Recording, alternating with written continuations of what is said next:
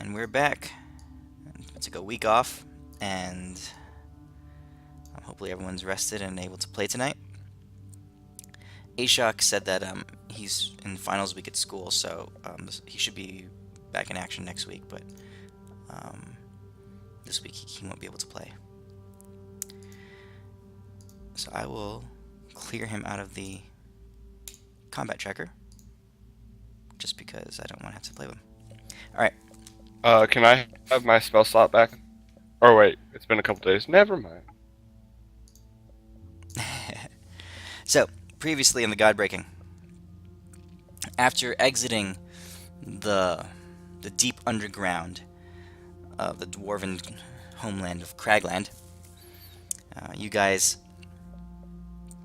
found the dwarven female Squall, a ranger who had befriended you and had led you to this place. Waiting, she was sitting outside the cave entrance waiting for you. She had cooked a nice meal, and everything seemed to be peaceful and at ease. You guys spent some time with her, shared a meal together, everyone except Euphemia. And then until you realized, a couple hours later, that the meal had been drugged, and most of you quickly fell into a deep slumber as Armeg, the dwarven berserker, appeared and told you that he had you surrounded. Euphemia managed to escape with a couple of great crazy rolls and brought Deimos with her, while the rest of you guys were subdued. Summoning a true polymorphed dragon, Euphemia was able to follow behind the dwarven caravan that imprisoned you all, and several days later, you guys mounted an escape attempt, during which Feldorn was barely able to get away, while Kildrak, Elwyn, and Ashok remained imprisoned. You guys are continuing on your way towards Vortum, the capital city of Cragland, with Euphemia, Deimos, and Feldorn following behind riding aboard your the Silver Dragon Light. So I should probably start sharing these pictures around so you guys can see them. So here's Light.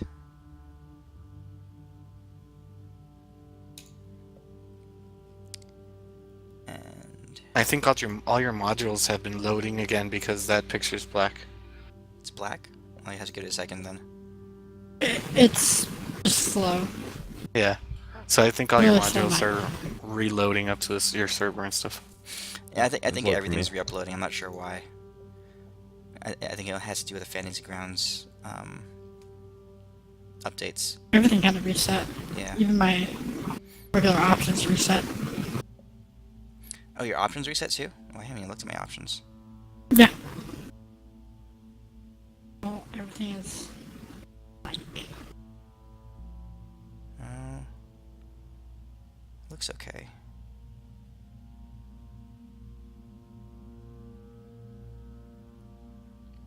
Alright, we'll just hope that it stays. So you guys couldn't see that picture? it loaded Popped for up me. for me, the Took a dragon. while. Yeah, the Oh, dragon. now it's Loaded. up. Yeah, it's up. Alright. So, it's been a full 2 weeks as you guys have been traveling. By the caravan has been making good time, but the distance that had to be recovered was pretty substantial. So, you guys are currently. Does this work? Can you see it? That worked. Yeah, that's good. Alright. You guys on the map were here. Right? That's about the area where you surfaced after having spent some time down below, meeting Tharusir. You guys came up around via a pass in the mountains around this area here, and looped back down towards Vortum in this direction. Okay?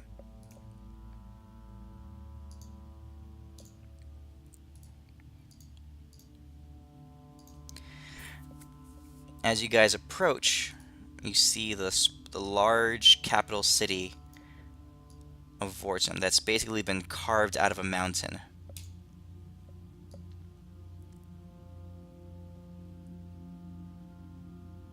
All right. The caravan pulls up to this cliff, this perilous cliff here, and a long bridge begins to mechanically extend from the center of the city. It takes a full 10 or 15 minutes for the bridge to extend all the way across, but once it does and it locks into place, it's rock solid, and the caravan continues across. After everyone has passaged over, the bridge begins to retract back towards the city.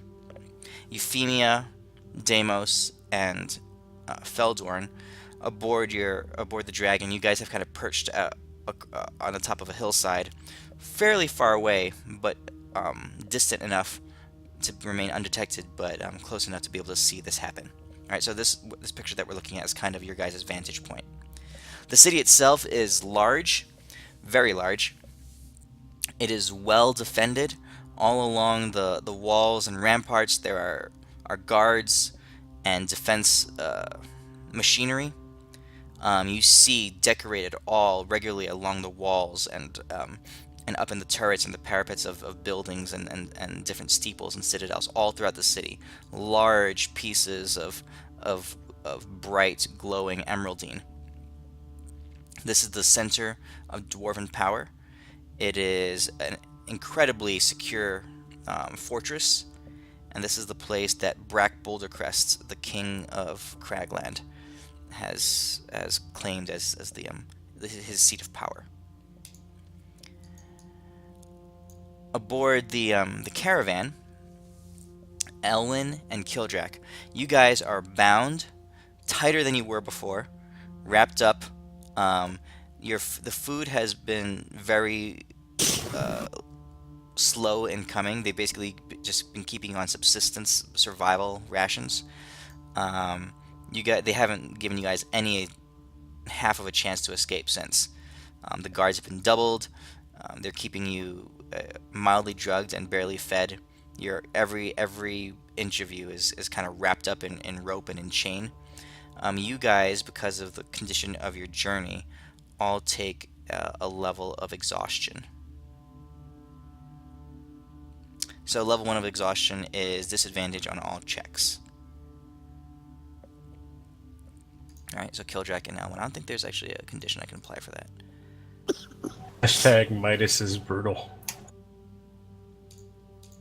Okay. You guys, Kildrak and Elwyn, you guys are aboard this caravan. As you enter the city, you quickly enter into an interior portion of this carved out city. It's basically hollowed out of a mountain, sculpted out of a mountain. But there are large openings so sunlight can get in. But there are also large interiors. It's obviously taken hundreds, if not thousands, of years to create this city. But it is finely tuned and crafted, and it is a beautiful piece of architecture and engineering. Everywhere around you, dwarves hustle and bustle. The city has a precise, almost mechanical efficiency to it. People are moving where they need to move to. Everyone is about their business. There are some distracted looks as people glance your way, but they quickly reassert control and keep on going where they're supposed to go. As you guys move through a large courtyard area, it seems to be one of the centers of one of the central passageways. You look and you see a elevated area with several stockades on them. Basically, blocks that dwarves and prisoners are held in and remain on public display. Prisoners or those guilty of war crime or political treason, that kind of stuff. And in there, you recognize a single dwarf. This is what he used to look like. But now he is much diminished. He is stripped of his armor and all his weaponry. He is held in the stocks, his head in his hands, hanging limply.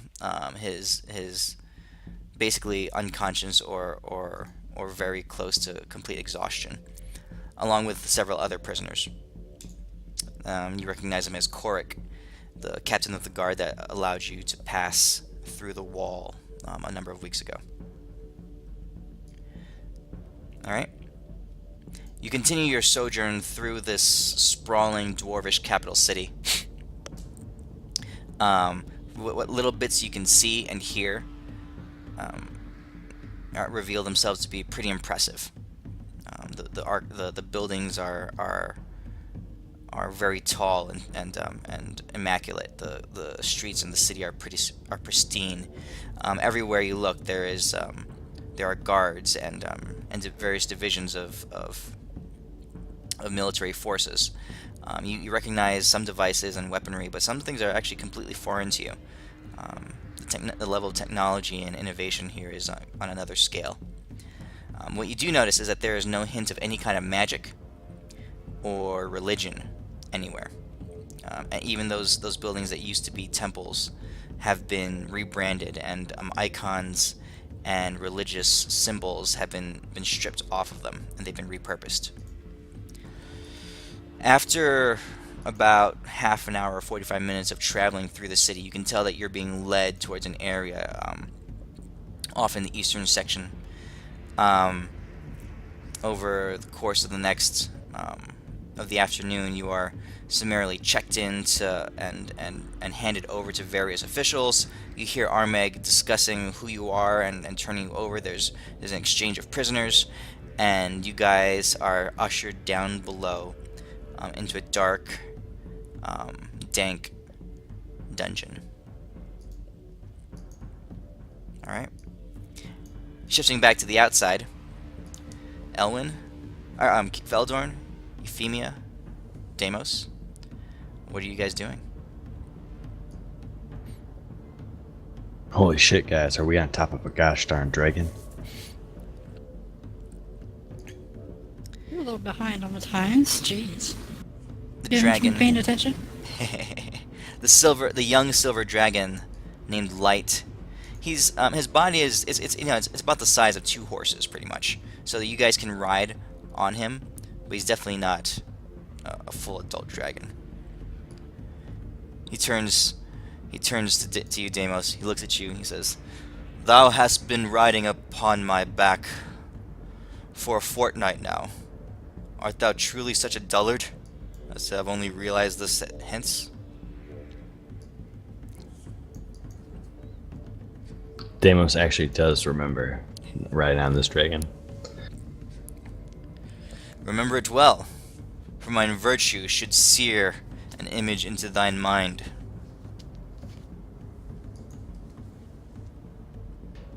Oh, right. So, how do we think we're gonna get into this place? I don't think magic's gonna help us. We don't need magic, and we got the power of the gods. And knowing our gods, they won't let us through it because, reasons. Then we can walk through the front gate.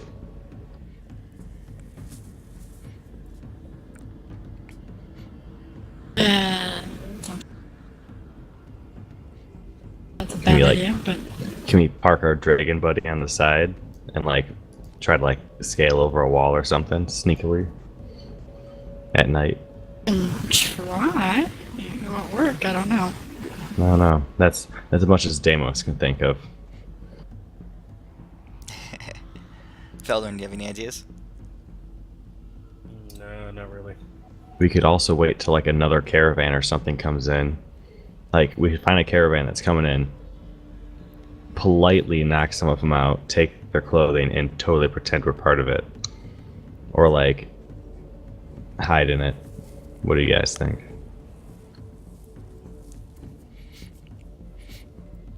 Might work.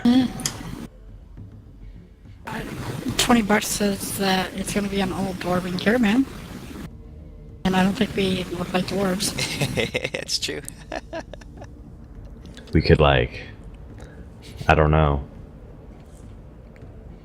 Did we notice any other type of caravan type of things with prisoners or a large amount of guards and stuff like that? How long are you 'Cause if it- staying around to observe? Ah, shit, we probably shouldn't leave them in there too long. Because, I mean, if there's like a big thing, if we like sneak in at night, knock out some guards, or I don't even know, something. What time is it right now? It's midday. So noon, 1 o'clock. Like, we I could think totally we should watch hide. it until nighttime, like, before we figure out what we're doing, see what we can find. You know what I mean? Yeah.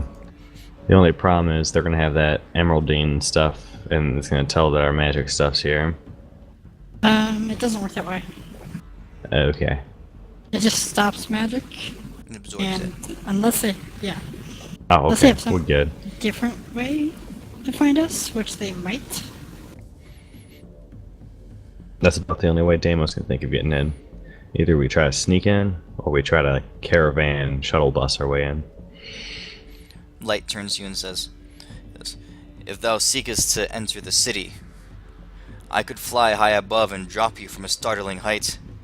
That would guarantee your entrance."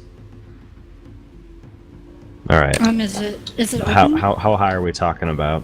Oh, I am quite capable of soaring to the clouds. So we're Question, thinking though, about. for DM. Is it open in the top? There's Or I certain thought it areas was like kind that of are underground. open. There's certain areas that are open. And then Okay. there are many that are I enclosed. think Damos might be able to make it. Well, we can fly. I can make Damos sure is we weighing can his survive the odds. fall. It's not that. That's not an issue. So that could work. But we might be spotted. Yes, we'll Yeah, also be dropping in. probably splatted when some people are splattered on the ground. It would be We quite won't humorous. splatter. I can Damos still fly, thinks he and can I'm make it. sure our other guy over there that doesn't help in anything probably would survive. Mr. Silver Dragon, do you have any ideas? After all, you're so wise and smart. Verily. You could turn yourselves over. If you seek to I thought I- be reunited with your companions. Yeah, that's an idea. But I mean, But we would lose all of only our if we had a stuff. gold dragon thinking of a better idea. What?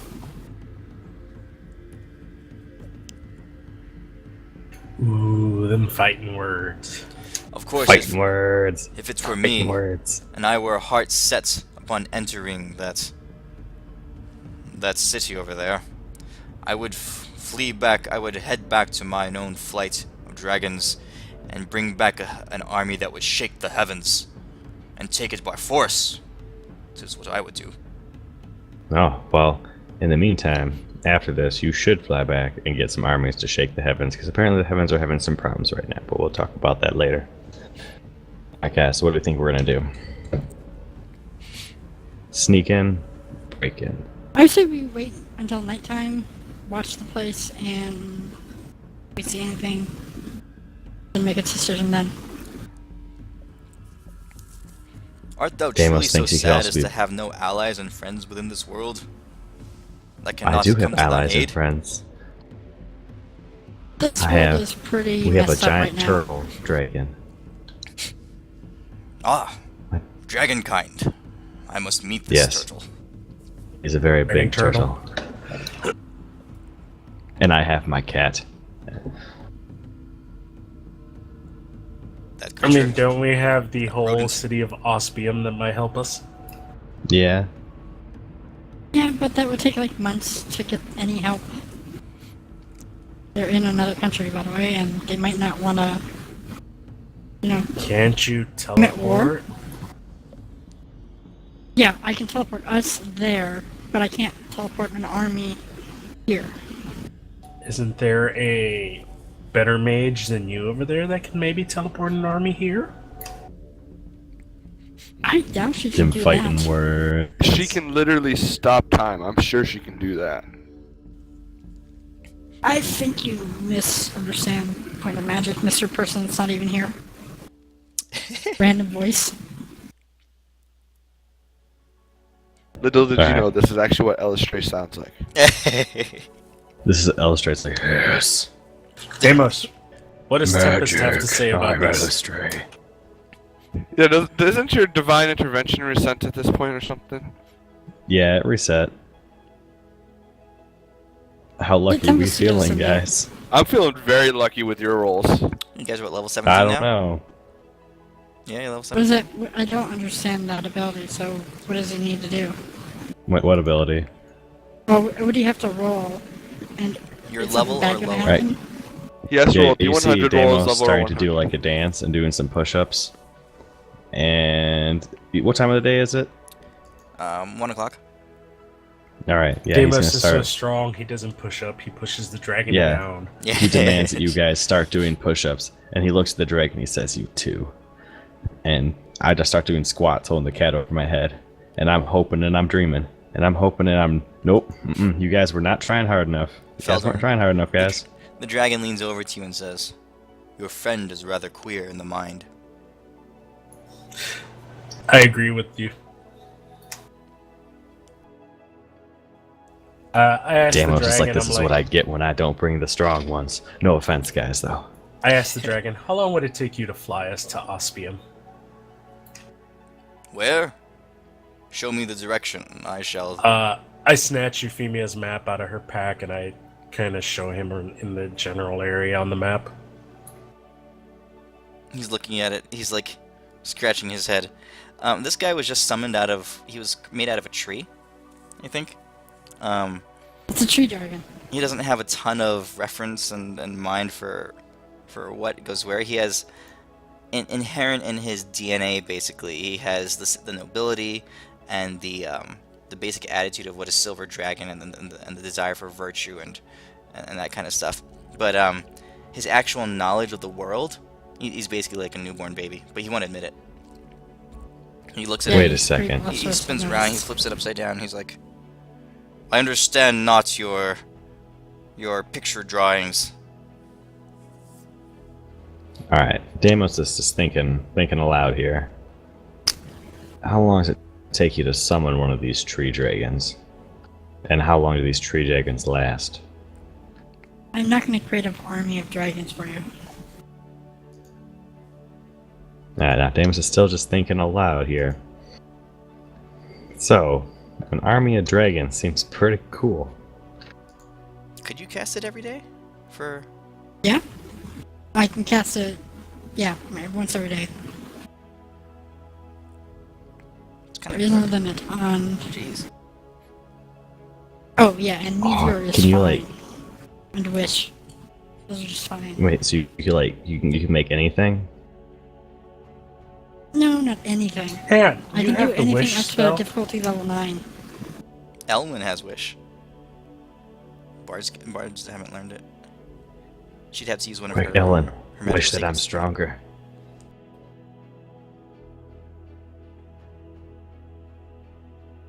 Alright.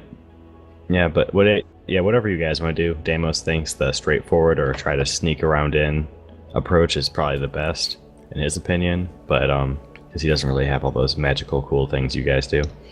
Oh, I can get a saw stream if that's what you want. But just so you know, it could waste a day. It might not be able to help us. I mean, honestly, it's what right now? 3 against an No. entire army? And one guy Deimos is thinking has again. very And limited Did- magic Did abilities. anyone think about, like, introducing Deimos thinking again. themselves? Can we Trying to be get diplomatic? back with this wall they have around in Not for these Emeraldine? people. They're dwarves. They're assholes. Can we Dwarves are teleport back assholes. in and out Of the Of the city? Craigland? Oh, well, we can't tell back here. That's the problem. I can't get us back here. I guarantee my girlfriend. You would have to know this area. Or have to have something. Well, the Like if Emeraldine Ellen's Me. here, gate thing will could probably dance. block everything. Yeah, she might have some issues because of that. So I think we gotta just punch our way in, or sneak our way in, or pretend we're I say we cows and sneak sneak our our way way in. in. Can you How like does turn teleport work again? I don't have teleport. Ellen? tell them how the teleport works? There's a familiarity table that if you've been to the place, you know where it is, you can teleport there. Or if you're associated with an object, if you heard about it, there's a chance to teleport. There's a mishap table.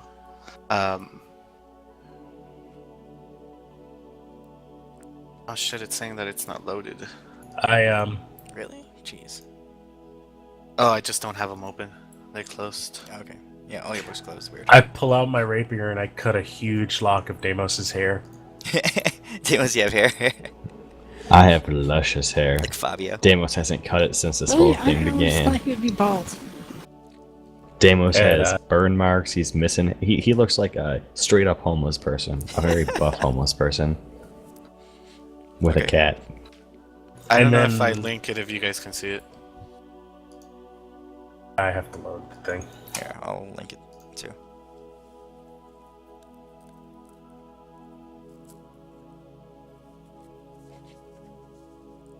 Why do you have the Dungeon Master's Guide open to us? Oh, one of you guys asked for it a while ago, didn't you? Someone did last week. Yeah, someone was asking for it. I mean, it's not like we're gonna do anything with it. Yeah, I don't care. You guys It's all not know like what it's on the internet and we can just all look at it. You guys know what it says anyway. Pretty worthless information. It's like, shoot, I got the book right here. Deimos is cheating. You heard it. Yep. As you guys are talking, kind of like the sun kind of travels through the sky.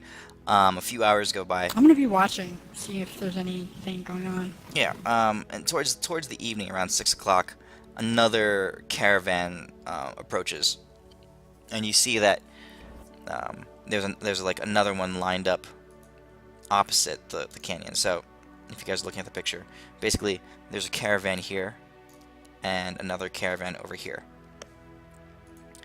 And the gate extends, and they Can cross. you do that again? I didn't see that. Sorry.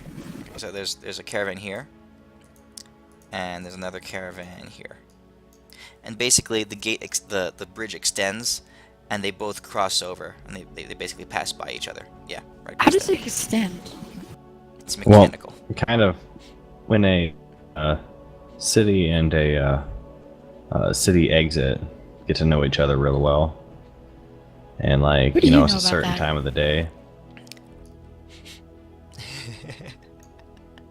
So basically, Deimos, there's a convoy that goes in and a convoy that comes out at the specific time, and then the gate retracts in.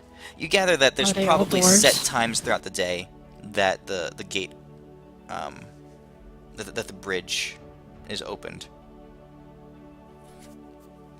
They're all dwarves, Alright. I take it. let's Deimos, do it. Are you going to go look and see if they're all dwarves? Can Yep. I look from here? No, you're pretty far away. You see how small. Deimos those- is gonna start I asked sneaking the up. dragon. Can he see him? You know, Looks with over. his evil eye. He says. Are they all small and ugly? He says, "Your kind are all small and ugly to one such as I." So Are they yes, smaller and they more are all uglier? small and. He says, "I see many that are." Any that are do they not? all have beards? Forsooth, they do. Good thing dwarves. Deimos has some face hair. I can pass off being a dwarf, guys.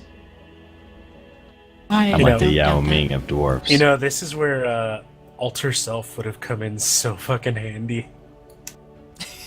It- But Is no, there was a bar that kept bitching about it. What? I enjoyed it. I thought that was funny as shit. Oh, I that. should have kept it. You should have kept Medical it. effect? That would have probably gotten absorbed by your thing. We don't That's- have to worry I about to- that. It was hilarious. It's not All right, gonna help us Deimos out. says, I say we somehow sneak our way into the caravan. Oh, we'd Like have to wait Deimos for is another like, caravan he's to gonna go in. out on the road. He's gonna go dig a hole in the ground, like put a blanket over that hole, lay in the hole, and wait till like a wagon or something goes over it. He's gonna grab onto the wagon and just hold on and right underneath the wagon. The dragon looks at you and says, That's stupid. For one as what's the word? As I can't think of the words on top of my tongue. Crap. For one as imbecilic as thou art, that idea is quite brilliant. I approve. I thank him. Very well. You shall all sneak thine way into the city proper. I shall stay out here and observe. Okay, well, be careful. Don't get caught by hunters or anything like that. Perhaps I shall go and find myself a female dragon. Yeah. I laughed and I said, good luck with that one, buddy. I whispered to him, like, yeah, good luck with that. I heard this drow lady killed the last one. I already told him. It wasn't the last one. The It was last just the dragon. most ugly one. I believe thou not. After all, my majesty is evident here. He just kind of spreads his wings and puffs his chest out. Surely there are other dragons of the female variety who would appreciate it. I mean, technically, what's funny is I'm just seeing a tree that's talking, because Yeah. I could see. I'm just not like, a tree look to anymore. thy pine forest over that that's way. not He's his not a true. tree anymore. It's not his true form. Over yonder It is there. now. That's the point of true playmore. Technically not, Yes, because but somebody can hey, cast hey, hey, Dispel first off- Magic on him. Deimos Nope, tells you not it's after the first hour. 2017. And we're not Incorrect, assuming gender madam. roles here. Yeah, he might Well, look that's- like I a guess dragon, that's up to but the he's DM. still a tree. Okay. What are you guys doing? Deimos starts admiring his huge hands. They're gigantic. Okay. Alright. So how we want to sneak in, guys? We could try what you're suggesting, though. I don't think it'll work. Okay. We could totally You have don't even think it Deimos as the leader here.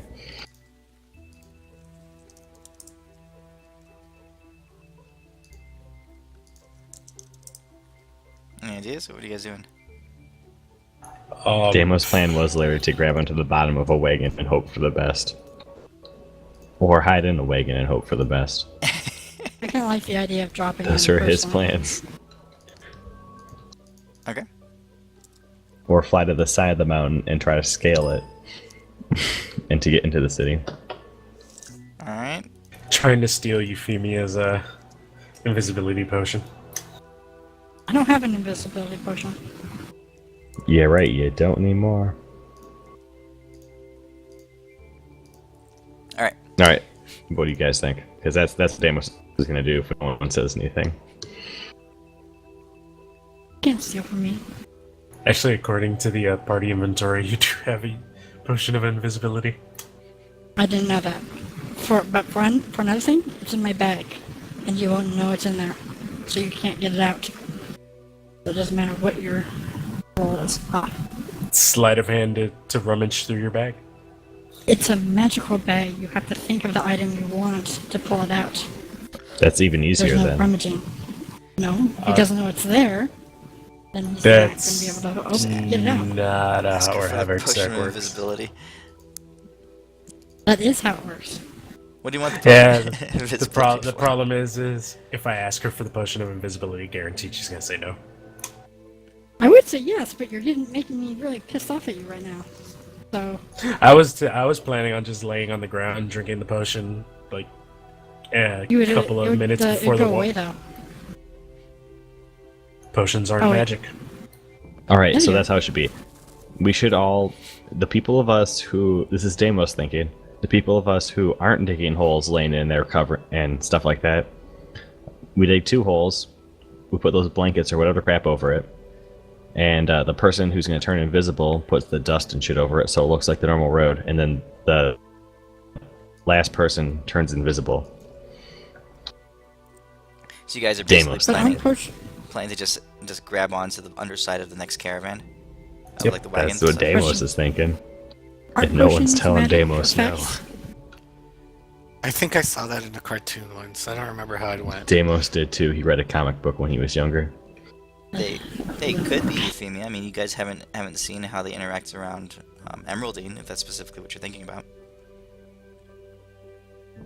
Pretty sure potions are magical facts, and if you drink like even a health potion, then it wouldn't work. It becomes like flavored water, like grape juice. I think I'm a cherry. Red. Yeah, cherry. Like cough syrup is what healing potions taste like. Alright. You guys are thinking about it. On the inside, Elwyn and Kildrak, you guys are bound tight inside a dungeon. Let's see. Let me get my parchment here. Oh, holy cow. I assume after that attempt in escaping that they would have us very well guarded. Oh, yeah, dude. You guys are like locked down so hard. Alright. So, can you guys see the normal parchment? It's not screwed up the scaling or anything like that. No, it looks to be good. Okay. So, I mean, it's just a dark dungeon. There's cells. Oh, it's really messed up for me.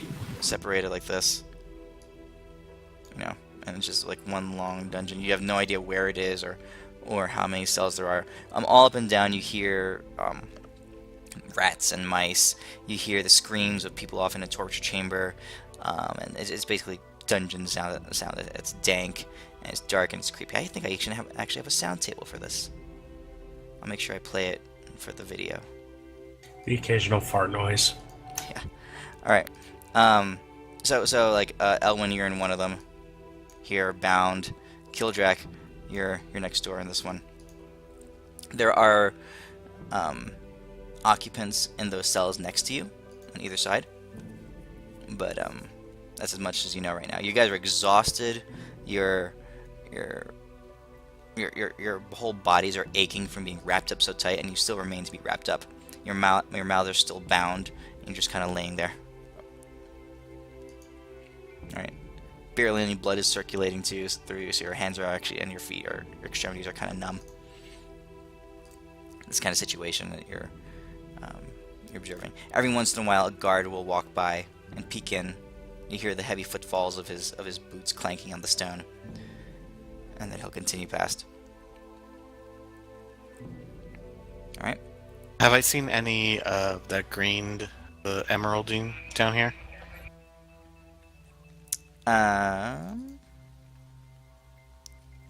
Coming in, being ushered in, with as much consciousness as you had, you would know that there are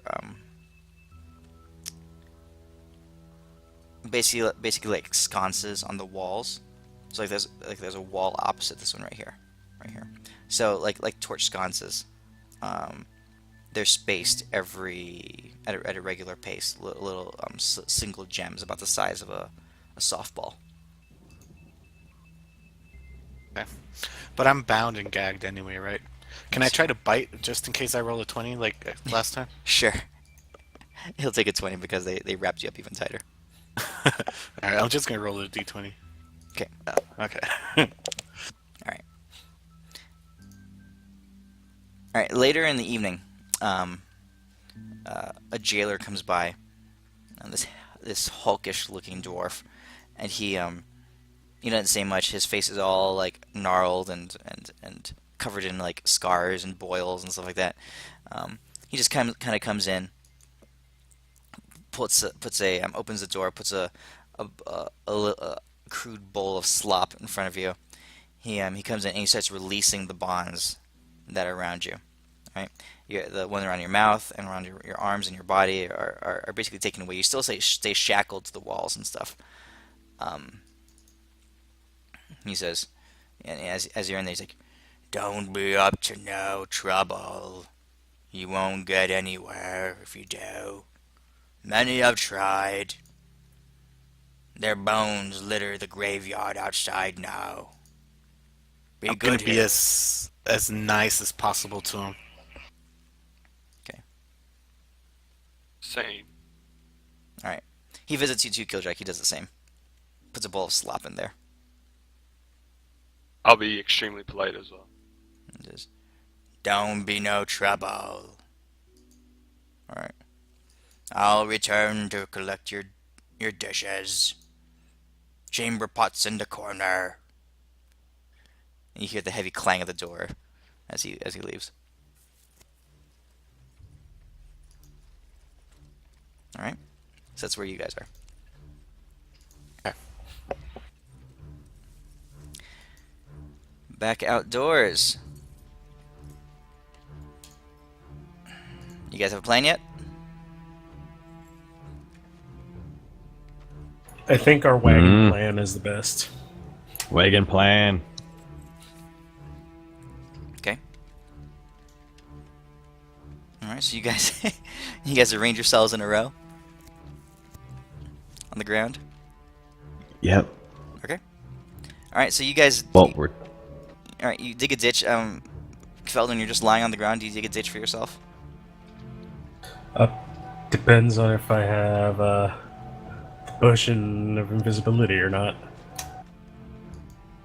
Euphemia, do you give him potion of invisibility or not?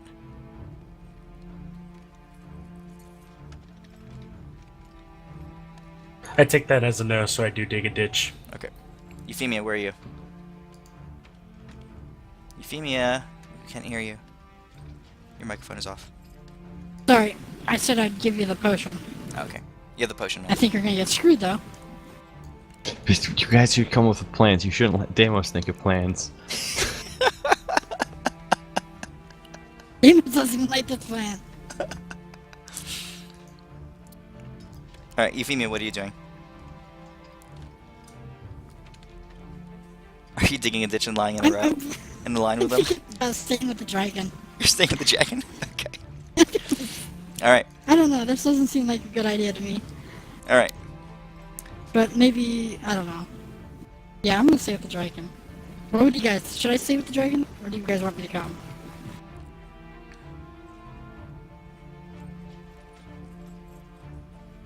Deimos has been practicing his grips, so he's got strong hands. He thinks he can hold on to that wagon. Yeah, but that wasn't the question. The dragon. Deimos is busy digging his ditch. The dragon Oh, leans wait, over to here. Euphemia. He says, "Milady, just so you know, I was jesting about dropping you from a great height. I do not believe you would survive the fall." I can fly, by the way. Truly, Yes. so can I. Ah, Okay. something coming. Alright. So, Deimos, you and Feldon are lying on the ground in front of in a ditch. Cover yourself up Did you with. guys want me to come? Very good Or did you guys ditch. want me to stay outside just in case the server's wrong really badly? Alright. And I honestly think our best plan would have been to just go to Ospium and try to teleport back. Well, we could do that. I'm fine. I'll send us there. But I can't get back. That's my only thing I'm warning you about. But I mean, maybe the princess can get back. If I cut some of Deimos's Maybe. hair, if somebody has a dagger, she's obviously You have a intimately good. I have a sword, but I need to keep the sword with me. If somebody has a dagger, I can plant the dagger in What? the ground somewhere with a lock of Deimos's I hair. got 12 daggers. and she Here. can focus. I threw 5 daggers at him. So we do that then. So the hair I cut from Deimos, I tie it with some string from something, some piece of cloth somewhere, and I leave the dagger in the ground, and I guess Euphemia can teleport us. I'm liking the plan to go to dig ourselves our own ditches better and better. Okay. We are so screwed. So you're doing that, and Deimos is digging a ditch. And Alright. So, Our are you, DMD, our career in a thing, we're digging our own graves. are you teleporting to Ospium tonight, or are you doing it tomorrow, or are you letting Deimos stay in his ditch overnight? Let's do it tonight. If we're gonna Let's do it now, do it let's tonight. do it. Deimos, are you staying in your ditch, or are you going with him? Deimos He's doesn't doing know. this. Deimos is the ground. Deimos is one with this ditch. Okay. He is the ditch. Alright. I made the circle in his ditch, so he has to come with us. I piss on his ditch. I'm pretty sure the teleportation circle is willing creatures. Let me see. Well, we could always knock him unconscious, and then technically he'd be willing. This is kind of pretty funny if you stay here, Deimos.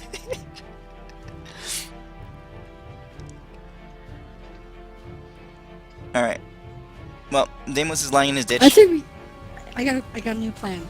Let's find some more I whispered party these members guys to throw and loose, go like do loose something dirt on else. top of me.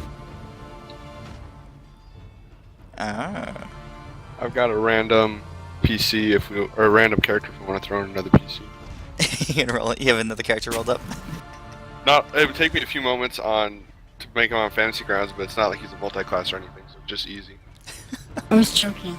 I'm not gonna leave you guys to die. Even though I know. No, I you was all just do saying, that like, for go to a us. bar in Ospium and get some mercenaries some that help? can all play. Yeah, we could hire like a group of like 5 or 6 mercenaries and come back here and try to storm the place. Probably die, but that place is like the best. What, Wait, don't we best have an defenses army ever? back in Hassian? Yes, but it would take a few months to get them here. Teleportation spells. Oh my god, you guys think magic fixes everything? Doesn't it though? No, it doesn't. All right. So what are you guys doing? Are you joining the circle, Euphemia, and Deimos? yep. Are you staying in your ditch? I'm in that ditch. All right. You're not the ditch. You're coming with us. Ditch. You're coming with us. This is fine. This is fine. Hang See- on, he's pulling a Kildrak.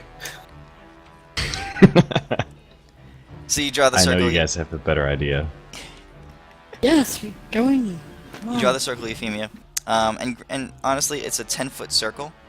Are you bringing your dragon with you or not? Are you gonna stay, Deimos? Yes, let's go without me. Deimos, even if he gets captured, he thinks he Silver, can get you out. watch Deimos to make sure he doesn't kill himself.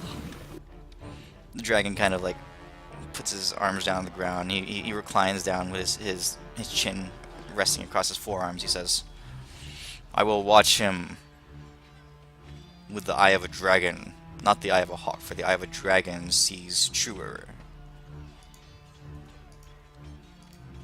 Okay. You know, I'm just gonna walk away. I'm not gonna lie. What was the old Walking sage away. advice about never splitting the party? You guys done split it already. I'm not gonna lie. This dragon might be the most fun NPC to play I've ever made. Sorry. Okay.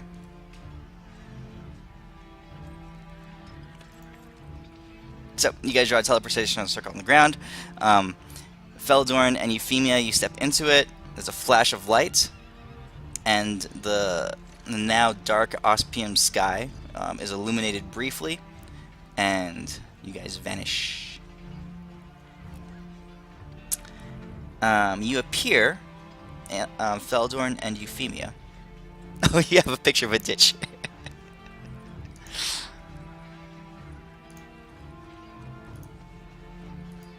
Alright.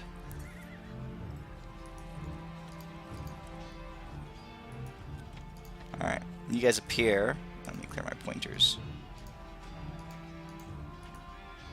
Oh, shoot. By the way, I put the dagger with Deimos' hair off to the side, like under the ground where nobody would see it. Or, well, not under the ground, on the ground where nobody would see it. Yeah, yeah. Alright. You guys arrive in Ospium. The teleportation circle that you had access to, Euphemia, is basically in, I should have more than one. okay, There's so which quite a one? few. Did you? I'd probably go with the one that I'm more used to, which would be the one in Temple of Elstree. Okay. And I think we put that, like, right around here. Oh, the temple? Yeah, right? Where I didn't see your mark. Or I can't see It's a it. circle. I thought it was over there in the west side? Right over I here? don't know. You might be I right. don't remember. Sorry, I don't remember. Yeah. Alright, let's put it there. That's fine. I don't remember either. Okay. You arrive in a like a kind of blaze of light in an off room in the temple. and it's dark at night, so most of the patrons and the priestesses have gone off for the evening. There are a couple Should be of always at least one yeah watching. yeah. There's one keeping watch. She kind of shuffles around. She startles for a second, and she gasps. And this is a half elfin female in the plain white shift of an acolyte. My lady, you have returned to us. It's been a number of weeks now. I Yeah, apologize. unfortunately, I'm just here to deal with some business. Feldorn, in his loincloth goes, do you have any robes? Why, yes. I'm sure there's some leather armor if you want. Most of our robing is cut for females, but I'm sure we could adjust to fit you. Yeah, no, Feldorn would rather walk around in his loincloth than wear female clothes. My I'm lady, sure we have some leather armor, so that would be fine. yeah, you scourge around, and they're basic supplies within the temple. Roll a d20. Ooh, You.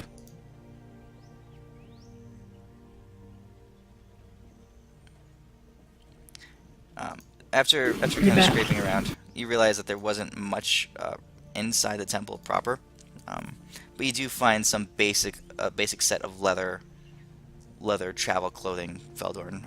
It looks like it kind of fits. So it's basic leather armor, light armor. That'll work. Okay. My lady, if you require anything of us, we'd of course be happy to serve you. Should I get the mistress of this temple? I can awaken her. no, it's fine. We have to go. What's your plan, Papa? Where did you want to go? What did you want to find? Let's go talk to the queen and the guards and see if we can get an army to come back with us. Or even a diplomat. I'm going to the temple, or not the temple, but the. Palace. Yeah, we're going to the palace. That's what I tell her. If the priestess need me, that's where I'll be. Very well. She bows. Okay. You guys start heading over towards the palace. Well, I let her get ahead of me while I'm donning the leather armor. Okay. Sounds good. Back to Deimos. It is dark. Ooh. It is dark. And you're kind of there lying there in the ditch. And a lot of time goes by. A couple hours tick by. Around when the moon has already risen and fallen, it briefly enters your mind that maybe that caravan was the last one for the day, and that you might actually have to wait till the morning time for another caravan to come by. Oh But my god. but that thought doesn't really plague you for too long because of your supreme self-confidence in your plan. There's a there's a moment though of and as you start drifting off into a kind of a half sleep and slumber, when you start to, it's kind of like a dream, but you're not too sure if it's a dream or not. But you swear that you feel the presence of the god of war, Tempest. As you I drift should be off, disappointed. where's my picture? I can't believe I haven't saved this picture in this file here. Second. Alright, well, I won't show the picture. Tempest kind of, his presence, he doesn't really reveal himself to you, but you hear his voice kind of resounding through the air around you. Deimos, he says. Deimos, you have done well, striking down the creature that I bid thee. Do not forget the rest of your charge. I am watching. I have high expectations. As he lays in the hole. So wrong. I will not ask why you are lying in the ground there. Alright. Are you talking, Deimos? Because I can't hear you. He was just crying. This was on here. Sorry, actually, my headphone got knocked off. My cat pulled it. Oh, did something crazy happen? Yeah, Tempest is appearing to you while you're lying there on the ground. It's late at night. Oh, okay, that's important. Yeah, it's late at night. I told you that for the briefest instant, the thought entered your mind that that was the last caravan of the day that you saw earlier. Hmm. Um, but then you kind of like dismissed the thought. But at nighttime, Tempest kind of like appeared to you, and he commended you for slaying the beast deep underground, and he reminded you to fulfill the rest of your charge. That's all. I got you, bro. And also ask him again what the third thing was. I know I have to do the feudal lord, but he never told me what the third one was.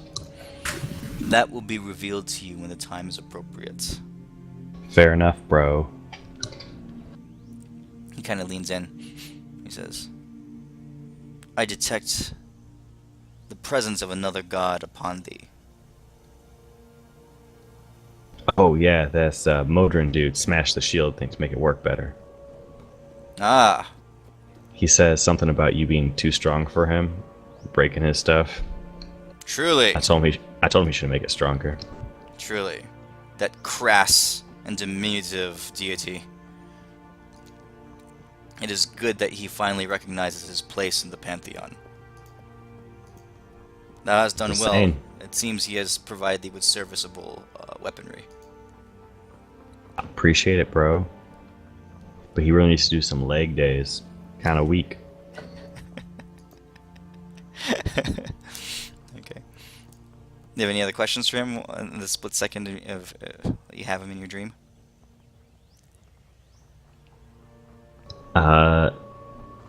Mainly just how shit's going up there. Deimos is more concerned on getting into the city and making sure that the gods are still okay. He's pretty sure that Tempest, though, is pretty damn okay up there, though. He says, But just pretty much any urgent news.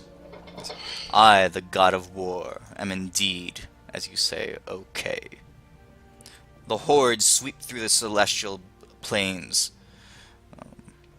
in an unceasing, eternal swarm.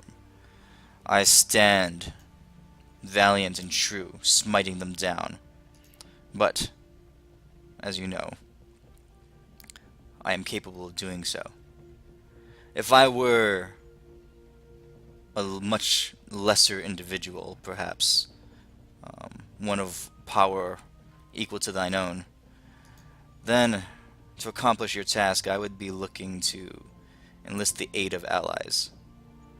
The god of war needs no companions in battle.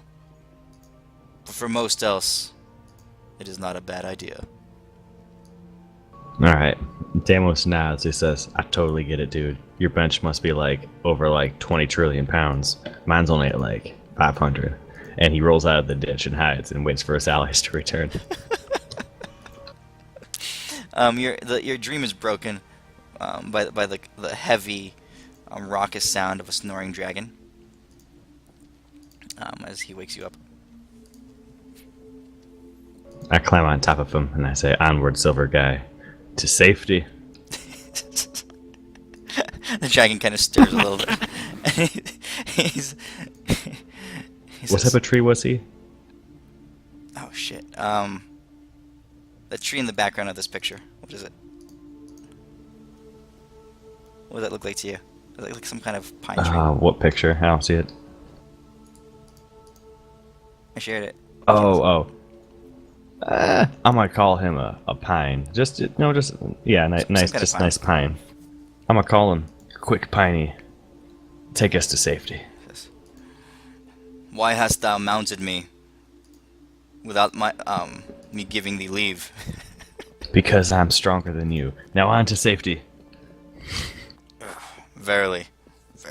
He kind of stretches. He stands up. He looks around, and he kind of flaps his wings and he lifts off up to the top on the other side of a hill.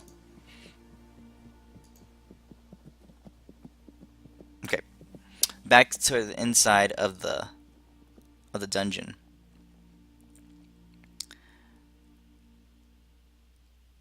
it's an enema time.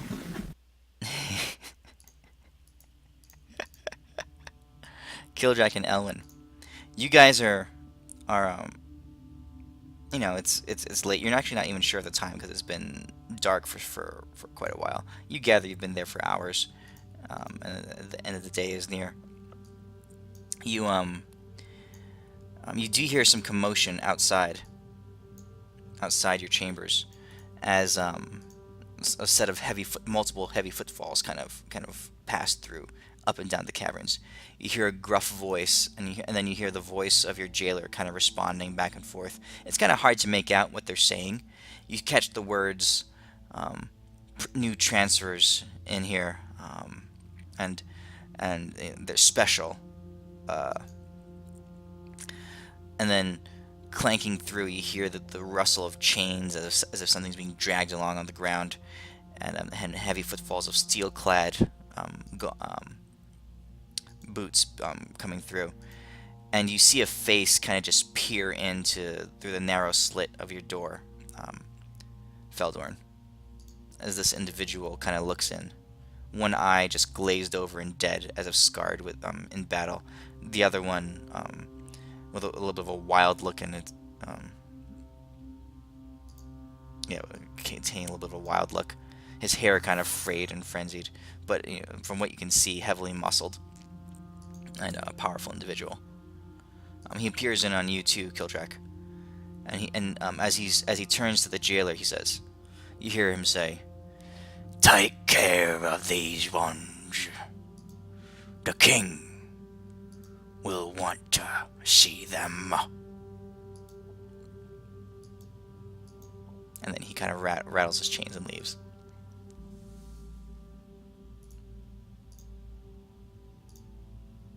Okay. Are Kildrak and I able to communicate at all through this, or are they keeping a close watch? You can try. Do they have draconic Morse code? You're separated by stonework, but you both have windows in your door, very small slits out to the hallway and around. So you gather that if you guys are paying very, very close attention, you could whisper to each other. I'll be careful when no one's around, and whenever I can sneak a word out to Kildrak. It'll take time, but I want to ask him if he's got any ideas how to get out of here. Wait, aren't our mouths still bound? Nope, they unbound you so you could eat. Oh, I say we just bide our time, and I want to meet the king first before we consider an escape plan. Oh, that's a good idea.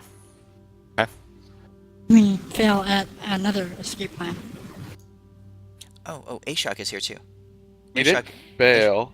Ashok is in the Failed. the dungeon above you, Kildrak. Okay. He's in the cell above you. The plan itself didn't fail. I personally failed. It was a good plan. I just got to do my part better next time. Wait, there was a plan? I thought it was like break out of the cell and run. No, the plan before. Okay. Alright. Back in Ospium. It's late at night. You guys managed to make your way towards the palace. What do you do?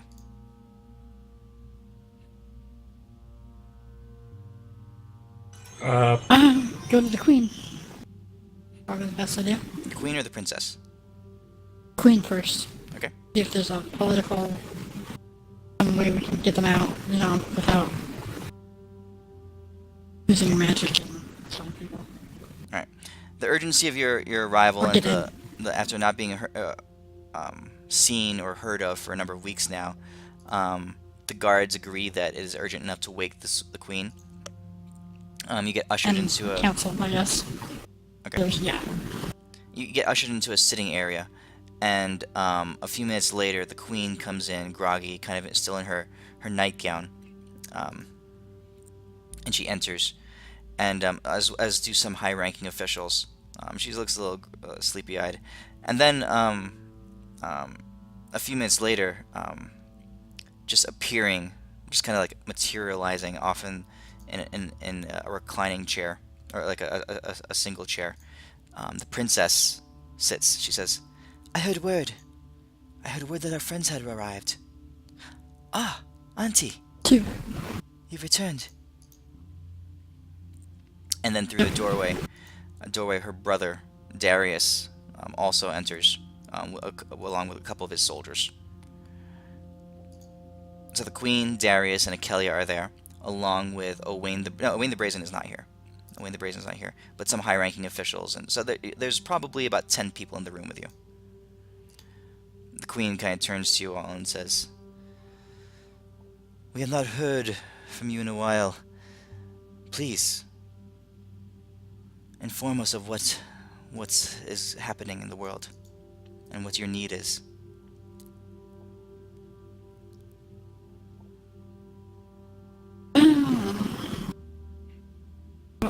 You wanna tell them? Feldorn tells them what's going on. Okay?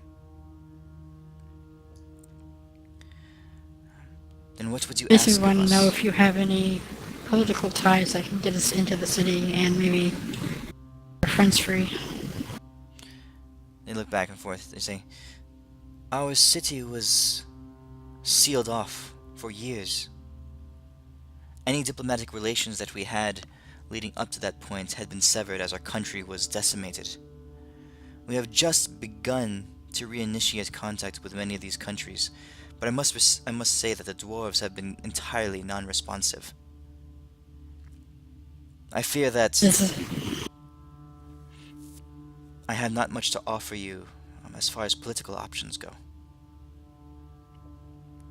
uh, the only idea I can think of is that we have left some items back at the city, Dwarven City. Maybe we can take a few specialized people and a envoy of diplomats and try to make a more forceful way to the king. They look, kind of glance at each other. Darius, kind of like he's been standing the whole time. He says, "The plan might have merit. A diplomatic venture, you say, as With a opposed to as a few covert strong- one of infiltration. Are you looking Yeah. for an act of aggression or an act of politic?" An active politic with a backup plan. And a backup plan consists of someone with a lot of muscles and the ability to fight well without magical means. Because all of our magic is being reduced to nothing. And it makes it really hard for us to fight. So we could use the backup in case it doesn't work. The prince nods. He says, "Well, we have warriors enough and strong enough to fulfill what you're looking for. I myself am mostly a practicer of the divine arts, so I would be handicapped as well. But surely Quigley would be interested in helping you. He's reappeared in the city, and he's itching for something to do." Who's Quigley again? Sorry. Quigley! Really? Really? You don't I don't remember You who forget it who is? Quigley is. I The have guy bad with the plus memory of 4 names. pillar? Oh, okay. Well, how do we control Quigley, the big guy. He only listens to you. You don't. That's the point. That's what I'm saying. I'm talking to the prince. I'm not It's talking like- to you. Like the Hulk, you don't control it. You just let Yes. it smash. That's the Thanos' voices in my buddy. head. I can't stop them. The prince says, I'm talking to the prince. "Princess, I would be willing to accompany, of course. I am not one to shy from a fight." And Quigley listens to me. The princess That- kind of raises her hand. And being the prince would make you a very valuable asset in negotiations. True. True. The princess kind of raises her hand slightly, and she says, "Auntie, there might be another option, or perhaps something to help inform and factor into this decision. Recently, someone arrived into the What is it, city. dear? A number of individuals, actually. I gathered word that I heard that they were looking for you. Perhaps you would care to speak with them? Who might that be? The one I believe you might know. After all, we know him well. Our dwarven friend, who traveled with you earlier. He is in the city. Okay, I can't remember his name either. Beard. Wait, are you talking about the barkeep, or are you talking about the old party member? The old party member. Oh. I'm gonna tell the guards to summon him, I guess. We should have him for this meeting then. And he has a curious individual with him, whose aura is greatly familiar, but I did not recognize his body. Perhaps you might recognize him. A little bit of time goes by. And O'Beard is brought to the room. He looks at you guys, he says, Euphemia. And Veldorn. Veldorn, this is your old boss, basically. It's been a while. I see you've all changed and grown a little. The princess... Hey, Go on. I can't scoff at that eyeing Euphemia. Don't need to explain, friend. In war, desperate times call for desperate actions. Don't need no explanation here. Hey, it's been worse. I saw him jump out of a cart naked. And running from doors. I just hope they didn't do anything really bad. They could have been mining. Behind him, you see another individual kind of step into the room. He says, I brought an old friend of ours. It took me a while to track him down since he looked different and all. But I found him.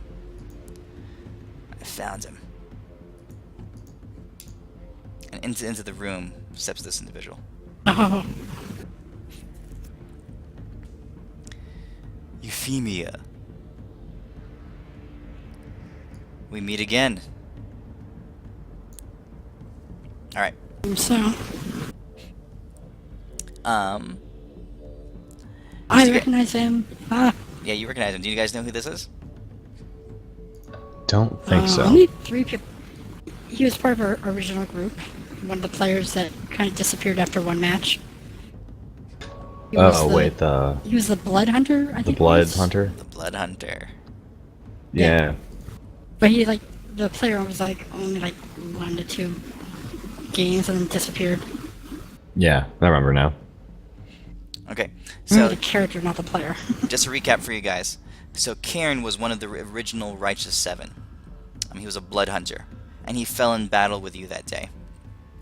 He was reincarnated along with you by Elistray, and in the initial town of Amberbrook, he traveled with you for basically one session, but then he disappeared. The way that a blood hunter's powers work is that they're not tied to magic, but they're biological in nature. They ingest, they go through the blood rite, ingesting a toxin, and it changes their bodies, it mutates their bodies. Aren't they, like, basically the were-rat type of thing? Or werewolves and shit like that? Some blood hunters take on the power of the lycanthrope, but there's various sorts that focus on different abilities. Some focus on the profane, some focus on the ghosts, on the ghost world, and some focus on mutation, physical mutation. So he went off. He left you guys, which would be many months ago. So actually, probably on the order of a year and a half ago since that first session. And he went off to try to find. Do we know why he left? He had no power, and he needed to go and regain in this body the abilities of a blood hunter. So he went out and sought out the order. He kind of sits down and he tells you where he went, He went out and he sought out the Order. He had many adventures fighting with lycanthropes and slaying demons and fiends. But he eventually found another blood hunter who could make him pass through the rite, and his body took to it. It was a violent and desperate undertaking, as this body took a while to acclimate. And when he awoke months later, he was in a far different area, and you guys had moved on. So he's basically been traveling on his own and reacquainting himself with the Order, the Blood Hunter Order, the whole time you've been traveling. He's been fighting, he's been learning, he's been growing, and he's risen up to his former rank in the Blood Hunter, the council that rules the Blood Hunters. Right? So he's every bit as strong as you guys, but he's just gone on his own path, and he's come back around.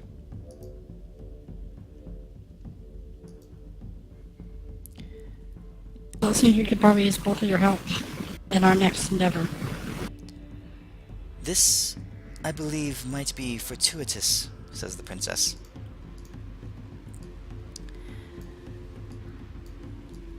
If we can transport Ready. you all, a small group of people, back towards Cragland, and attempt both a diplomatic and, if it comes to it, a militaristic option. Karen kind of turns to you all and says, I've brought a pack with me. My own personal companions. There are 7 of us. Some of the strongest blood hunters in the land. They travel with me. I know Cragland. I spent much time there. How did you avoid all their military? They seem to be almost insane with their rules and phobic tendencies. He laughs and he Or smiles. Cinderella. He says, we are not unaccustomed to moving in the night without detection.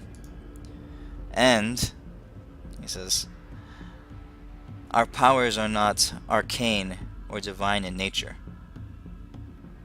Yeah, but they seem more like the type that would prison you for not understanding your ability, let alone knowing if it was magic or not. Truth be told, they were never able to catch us or lay a finger on us. Well, unfortunately, one of our members that were supposed to help us betrayed us. Hey, what'd you say? I didn't understand that last part. I was telling the story that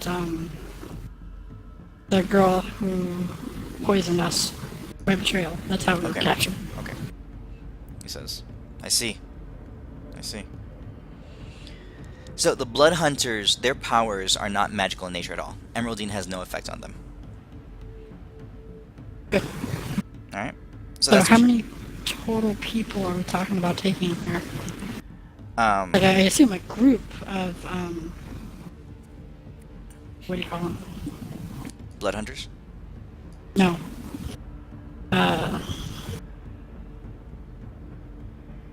People that negotiate stuff.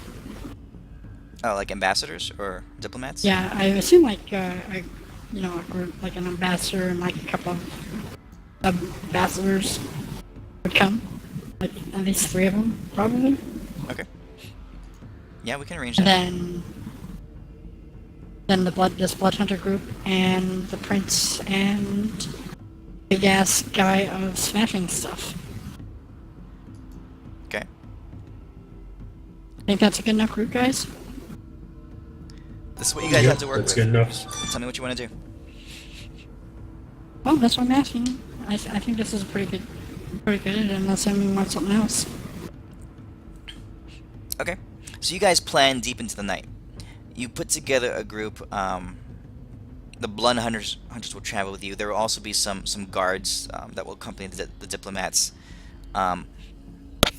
O'Beard will not go with you.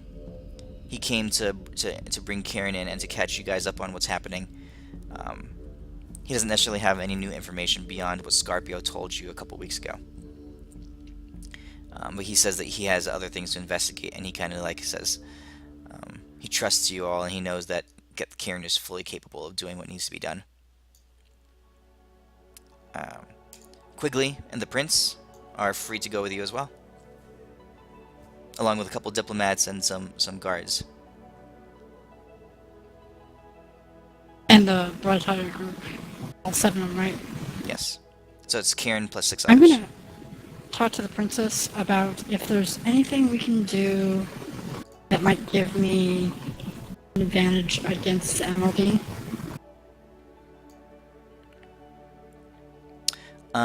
She's not really familiar with it. She has no idea. Don't I what's going have on. some bits of it? Oh, the shards? Yeah. Okay.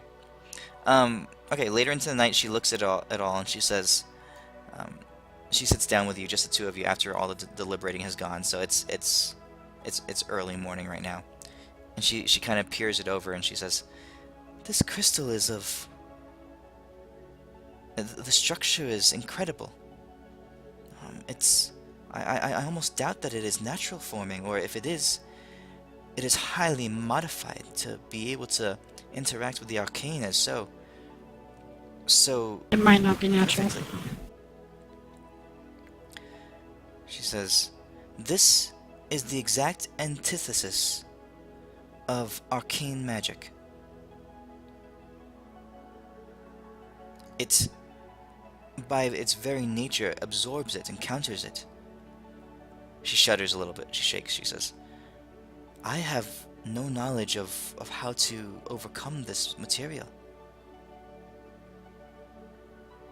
I know that our party's unique weaponry from our past is not, Emeraldy does not affect it, but it absorbs all magical power and regular magical items. "Ah," she says. Any reason why that would be? "Perhaps," and she says, "I have an idea," and she looks at, she says, "May I see such an item? Do you have one with you?" Feldorn does, right? I let her take a look at my sword. She casts an identify spell on it, a modified identify spell. Her eyes kind of glow green for a second. They flash, and as she's investigating the sword, she says, "Yes, 'tis as I expected. These artifacts, these weapons of legacy, they are imbued with a deep concentration of divine power. It appears that focused divine energy as such can indeed overcome the interference of Emeraldine.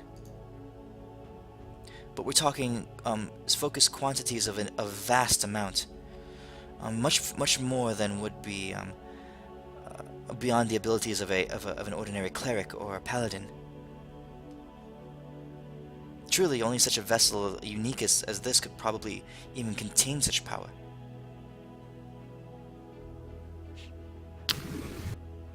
Right.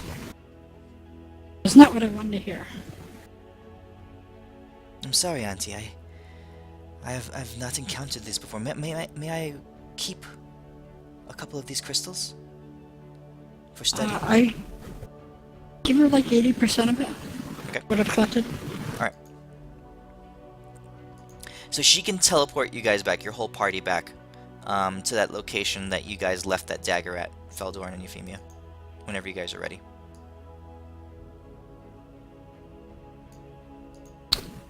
You ready, or do you need to do anything else, Feldorn? I actually want to see if somebody has like a component pouch with them. Okay. Yeah, that's easy. The armory and their supplies are fully available to you. I mean, you won't be able to get your magic armor back or anything, but basic armor and I'll be good with basic half plate if they have it. yeah, basic half plate is easy, along with component pouch and any other materials you might need. Okay. Deimos, it's early morning. You find yourself, as the sun rises, on the top of a rather large hill, sleeping on the back of a silver dragon. You see a flash of light, and a couple dozen individuals are down at the base of the hill below you. Suddenly, you recognize it as the area near where where you had dug your ditch. You kind of shake your head and you look over and you see that there's another caravan closing in on their position. Quick, everybody The inside military? the ditch. Another caravan. The caravans come at scheduled intervals, and now it's early in the morning.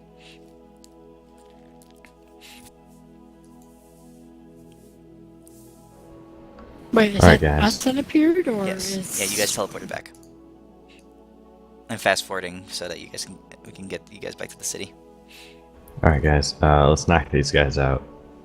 No, we're gonna try just a nice, easygoing type of approach. Just go to the front door and ask us to let us in. There's a caravan coming. Doesn't matter. Okay. All right. So, are you guys disguising yourselves? Are you appearing in full garb? How are you looking?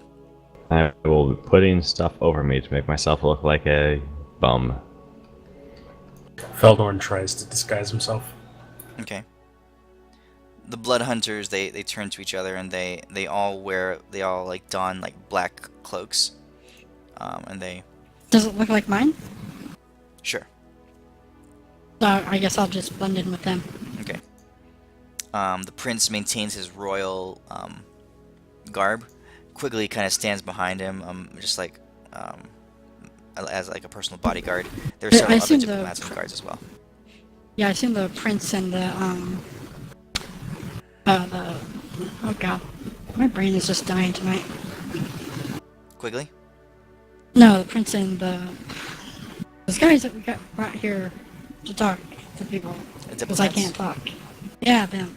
They're the ones that are going to be leading this. Okay. Yeah. Put Alright. them in front. Sounds good.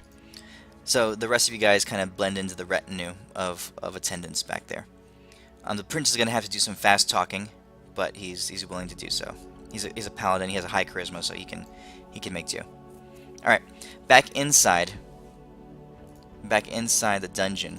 It's morning time now, and you guys hear the rattling of like a metal cup along the bars, clanking. The jailer comes by. He says, "Wake up! Wake up! You!" He stops in front of your doors. He shakes the bars. "Wake up! Wake up!" He says, "Make yourselves presentable. The king's coming."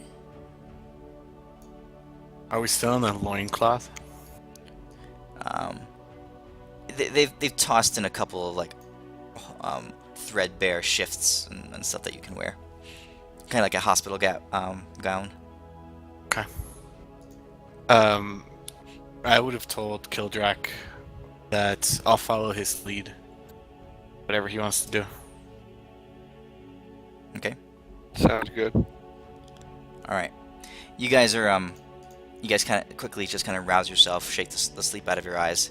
It's fairly early in the morning, and then you hear a number of footfalls appear, and then you hear a voice echo through the dungeon walls. It says, "Open the doors." And the doors swing open. Both of yours, and Ashok's, and he says, "Bring them out here so I can see their faces." And, 3 or 4 guards quickly enter each of your cells. They grab you and they basically fairly manhandle you, and they toss you out into the hallway. And they kind of push you down on your knees with weapons behind your backs, and they're holding you like basically by the head, by the hair. Kildrak, Ashok, and Elwyn all kneeling in a row. You guys look up and you see about a dozen dwarves standing in front of you.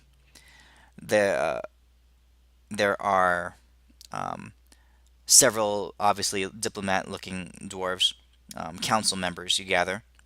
There is the king, Brack Bouldercrest, in the center. And let me kind of introduce you to these guys. I didn't share these pictures.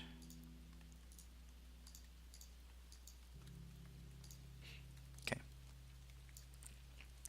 So, the king is standing in front of you.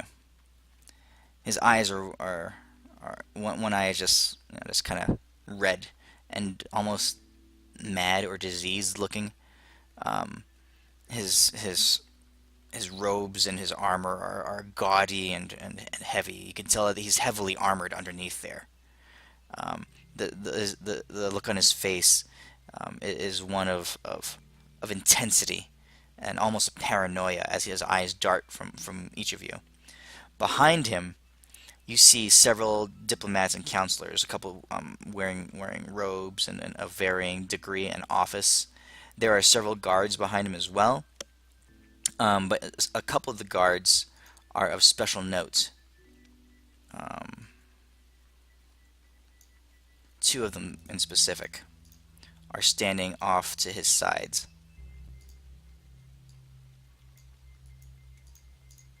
Let me show these pictures here. One looks like this. The other looks like this. He also has with him a couple of individuals that don't necessarily fit in.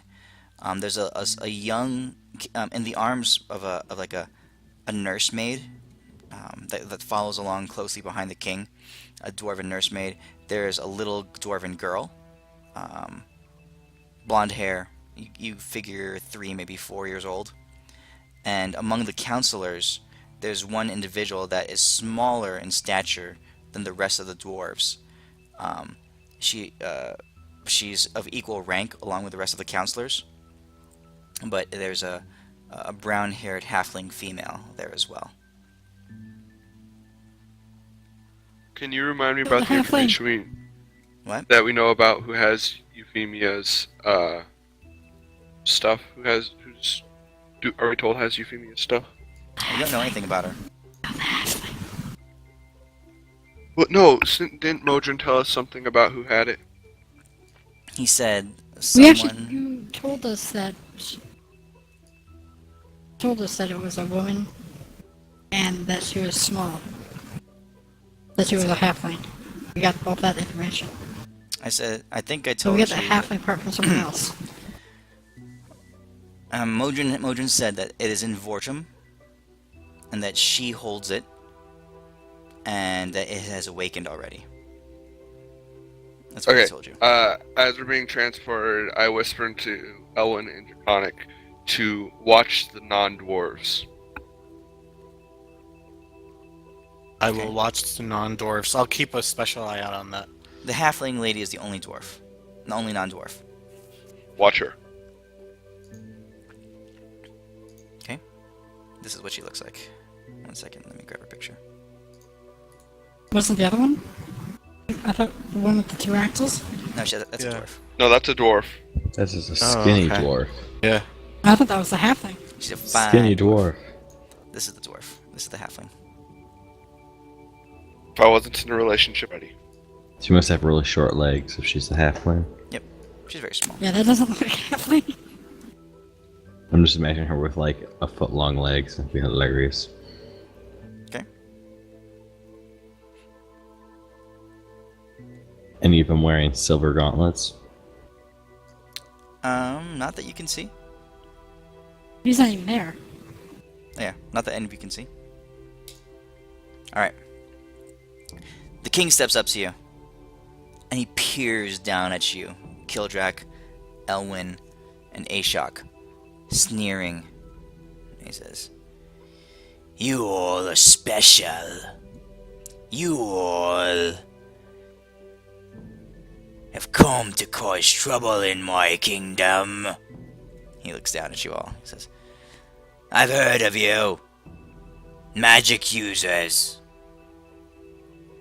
Representatives of the gods. Causing trouble all everywhere you go. My eye sees far." He looks at you all. "I'll have none of that in my kingdom."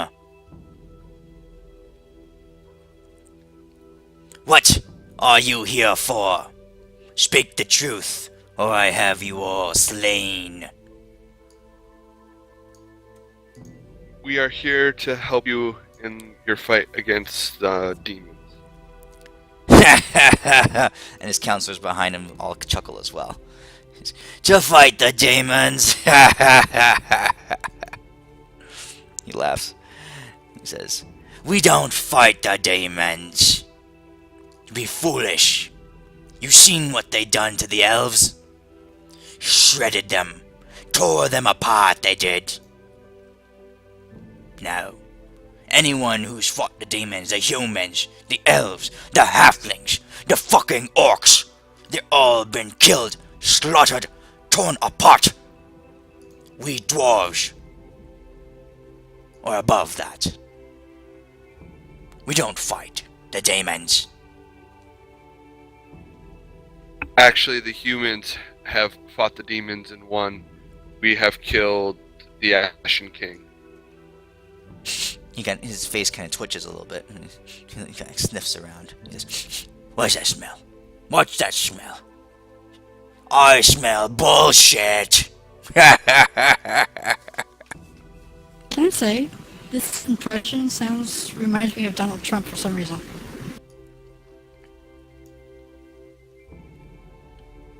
It is not a lie. You can do whatever you will. I am telling the truth. I swear upon my honor as a dwarf. I Kill shit them on your honor. ourselves. He says, the dwarves.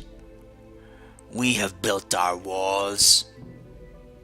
We have given up the things that the demons are after. They seek to destroy the divine. They seek to eliminate the power of magic in this realm.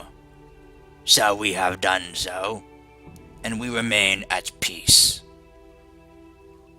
What do you think they'll do when they have the rest of the world? He kind of stares at you. He says, who are you to ask these questions of me? My name is Kildrak Holderheck. I, servant of Modron, At the mention of the name, Redeemer of, or Slayer of Demons, Redeemer of Dwarven kind. at the name of Modron, he just backhands you across the face with a metal gauntlet. You just like crumple down to the ground. He says, "Don't mention that name in this city again, or I'll cut out your tongue."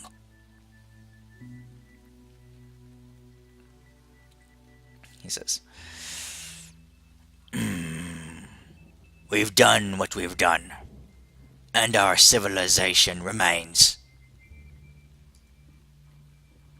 I'll hear no more of your lip."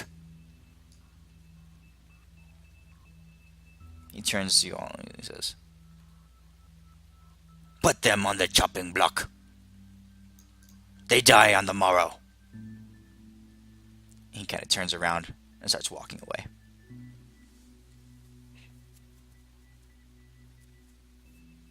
Did I notice any reaction, anything from the halfling? Anything of note? Roll perception. Come on, roll good, roll good, roll good. It's good enough. It wasn't hard since you were focusing on her. Everything that he was saying, you noticed that she, and actually the counselors around her as well, were kind of like nodding their heads in subtle, silent agreement. So everybody looked like they agreed with him. Like there wasn't any sign that somebody didn't think this was the way to go for the kingdom. Not amongst the counselors. Okay. Okay. As he turns and he starts walking away, his counselors follow right behind him, and the guards follow afterwards. And the two elite guards, the pictures I showed you, the dwarves, the male and the female, they linger for a second. There's a brief hesitation, and then they turn and they keep on walking. Okay. Back outside. You guys, the caravan is quickly approaching. It'll be soon before they notice you. Is there anything that you guys do? I assume that we talked to the ambassadors about all the do's and don'ts and Yeah. God talk and crazy ass dwarves. We gag Deimos. Like instantly fuck gag yeah. him. Deimos, do you No, let yourself be gagged? No. Have Quigley. Yeah. I'm gonna have the prince have Quigley totally, put Deimos in a bear hug of ultimate bear hugginess for this whole trip. So Felder, I don't know who you're trying to persuade, but you do a good job of it. Yeah, I was trying to persuade Deimos to accept the gag, that it was good for him. Deimos, Felder comes up to you with a gag, and he says, "Please put this in your mouth." We can't hear you. Is your mic on?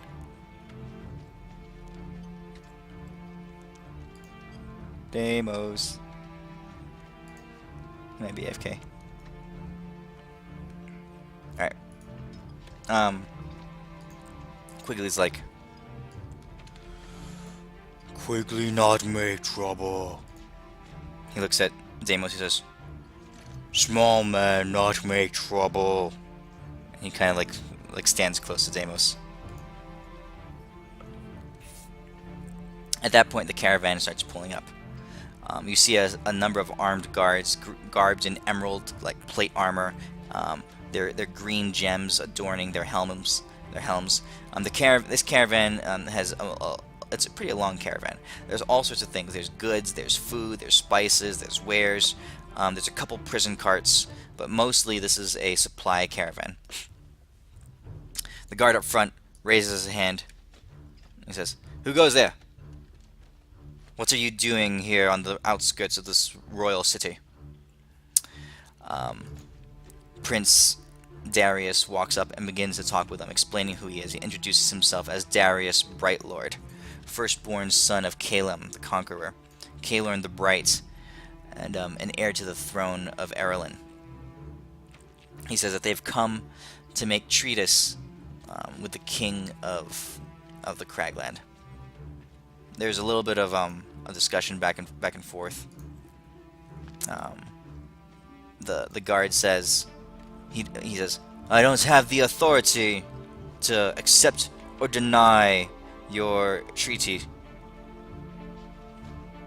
but we will bring you to someone who does."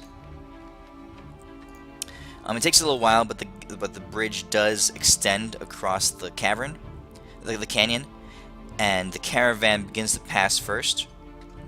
It takes a while, but after the whole caravan passes over, you guys are waved over towards the center of the bridge, and an envoy from the other side of the city comes out as well, and they meet you midway on the bridge.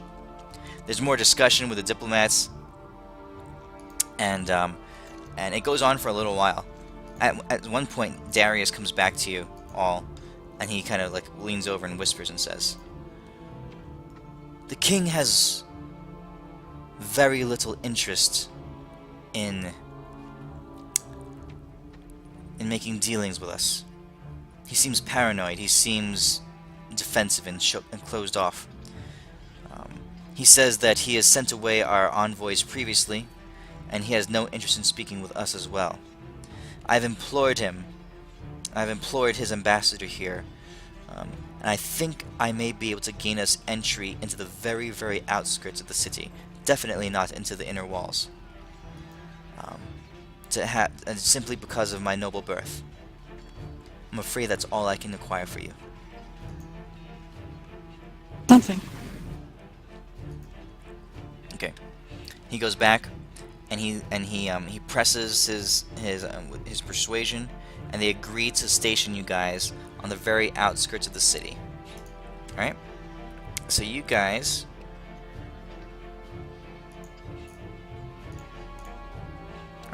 So if this is the picture of Vordum, you guys head across the bridge, this way, and you can see how there's various tiers and walls and stuff like that.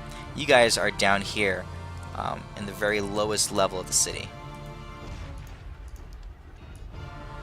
First in a wall? Yeah, the first set of walls. Right down there. Okay, they put you inside. This is a very large city, so they put you inside, moderate accommodations, and they kind of usher you all into there. You're under a lot of watchful gaze. Guards of the sort are looking at you, but you maintain enough of a disguise, and the blood hunters and everyone's playing their part of kind of blending in. Okay. Are there any blood hunters here that are like for spot? Maybe one that impart chameleon? There's several different kinds of blood hunters. Yeah. If you want one to be able to make it out there and start doing reconnaissance, you certainly can. Yeah. Information gathering.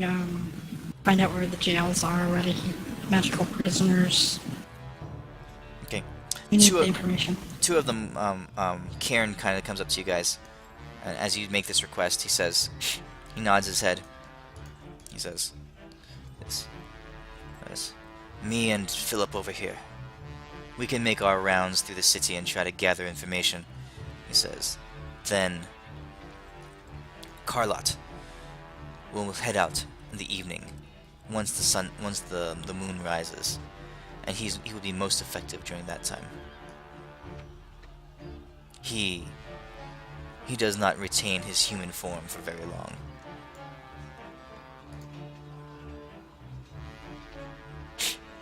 All right, night, Feldorn. Good night, guys. Deimos, are you back? See you, dude. Oh yeah, I'm here. Sorry. Okay, so the guys head out, and you guys start gathering information. What are you kind of looking for? User disconnected from your channel. Information about the city, rumors about the king, and probably where our friends might be being held. Okay. And if any new information about the new, weapon capture. About the new what? Any rumors that, if they're going to be, executed in the morning, since we don't know that. Okay. Yeah. You guys you send some of them out. You funnel through the city, and you start hearing rumors. After several hours, they start coming back. Karen comes back, and Philip come back.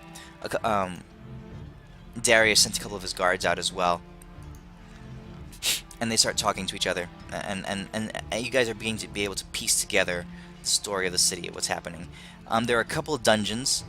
You're able to, but you're not quite sure where they would be held. You do hear rumors of there being a great execution tomorrow.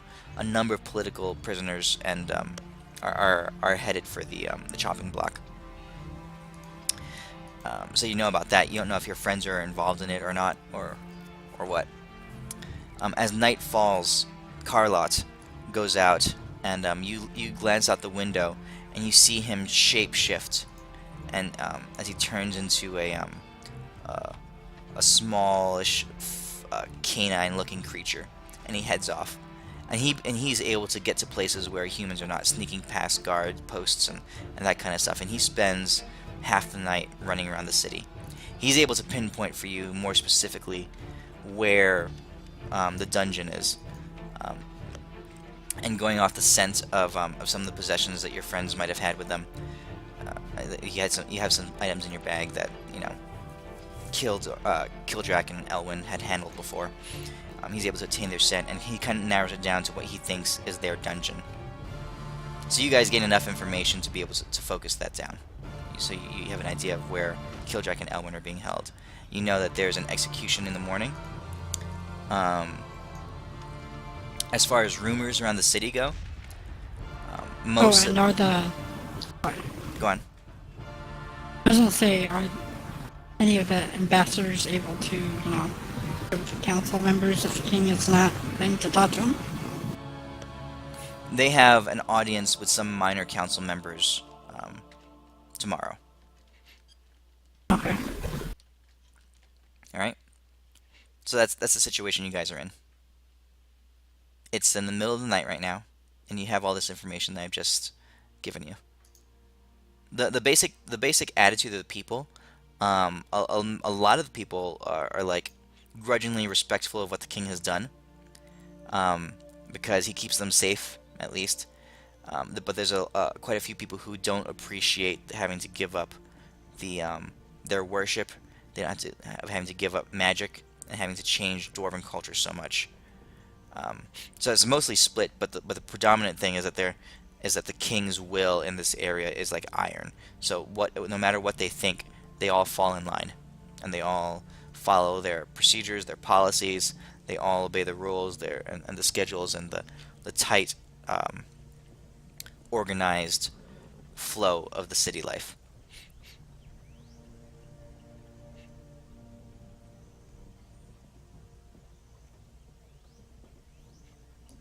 All right. What do you guys want to do? So midnight. Yeah. Deimos, Euphemia, what do you want to do?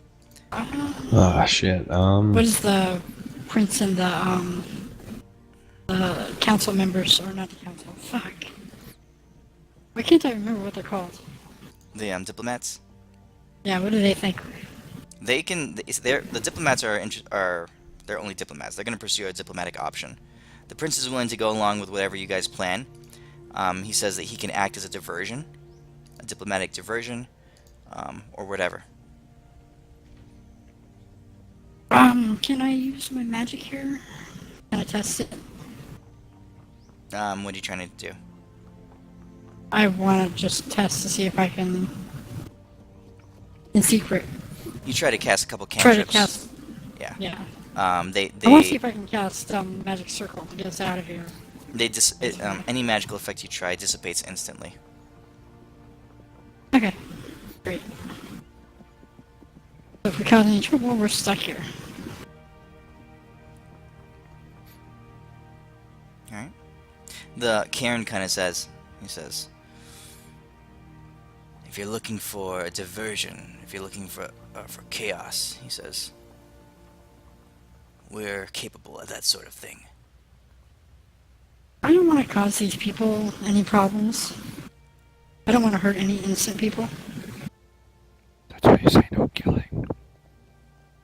Say what? You can tell them to not kill people. I just did.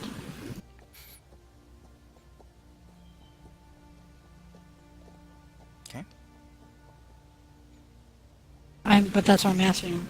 Can they still have a diversion without making sure people are going to get hurt? He says, he looks around. He says, can't promise it, but we can certainly try. You want to break your friends out of the dungeon?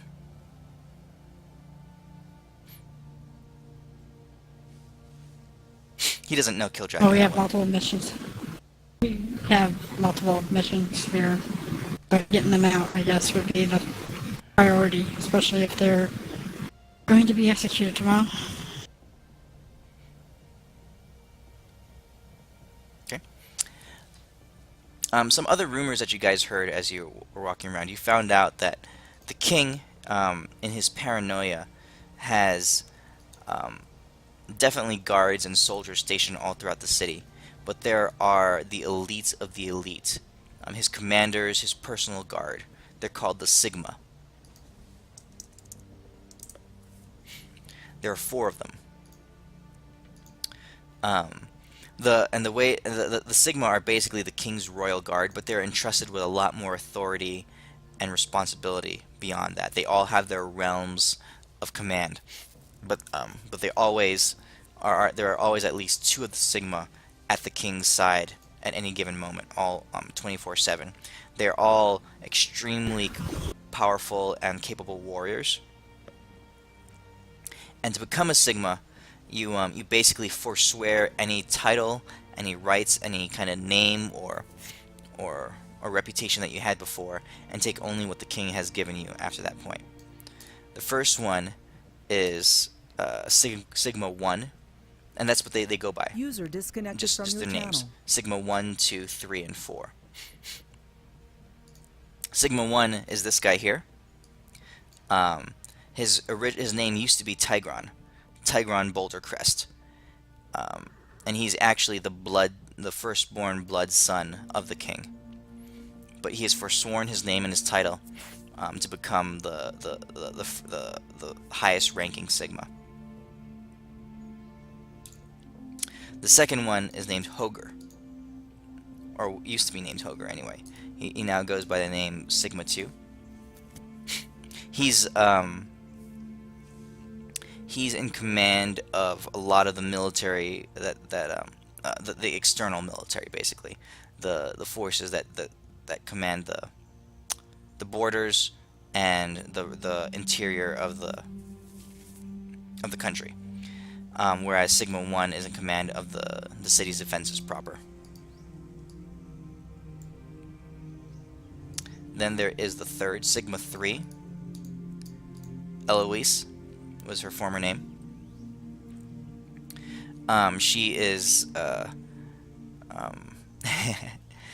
very, very powerful and known for powerful fighting and brutality in combat, along with great skill.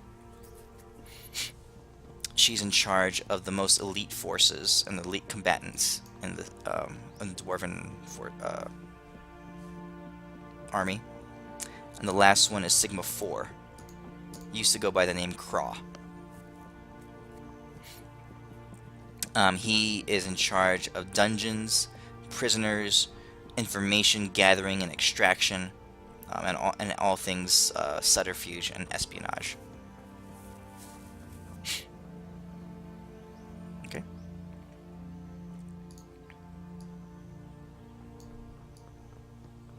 So at any moment, there's 2 of them by the king, and the others are usually manning other duties.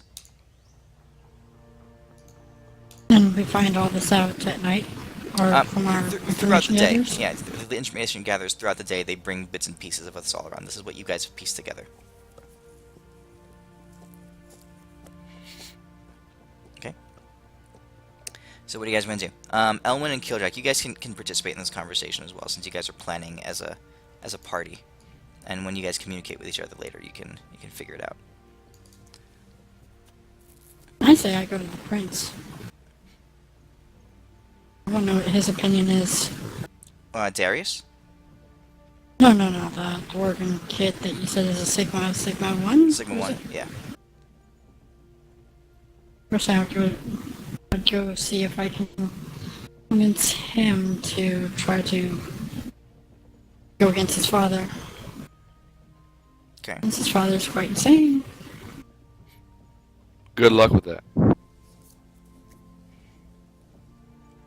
Elwyn, Killjack, what do you think in this situation? As a party, you guys would be willing to do?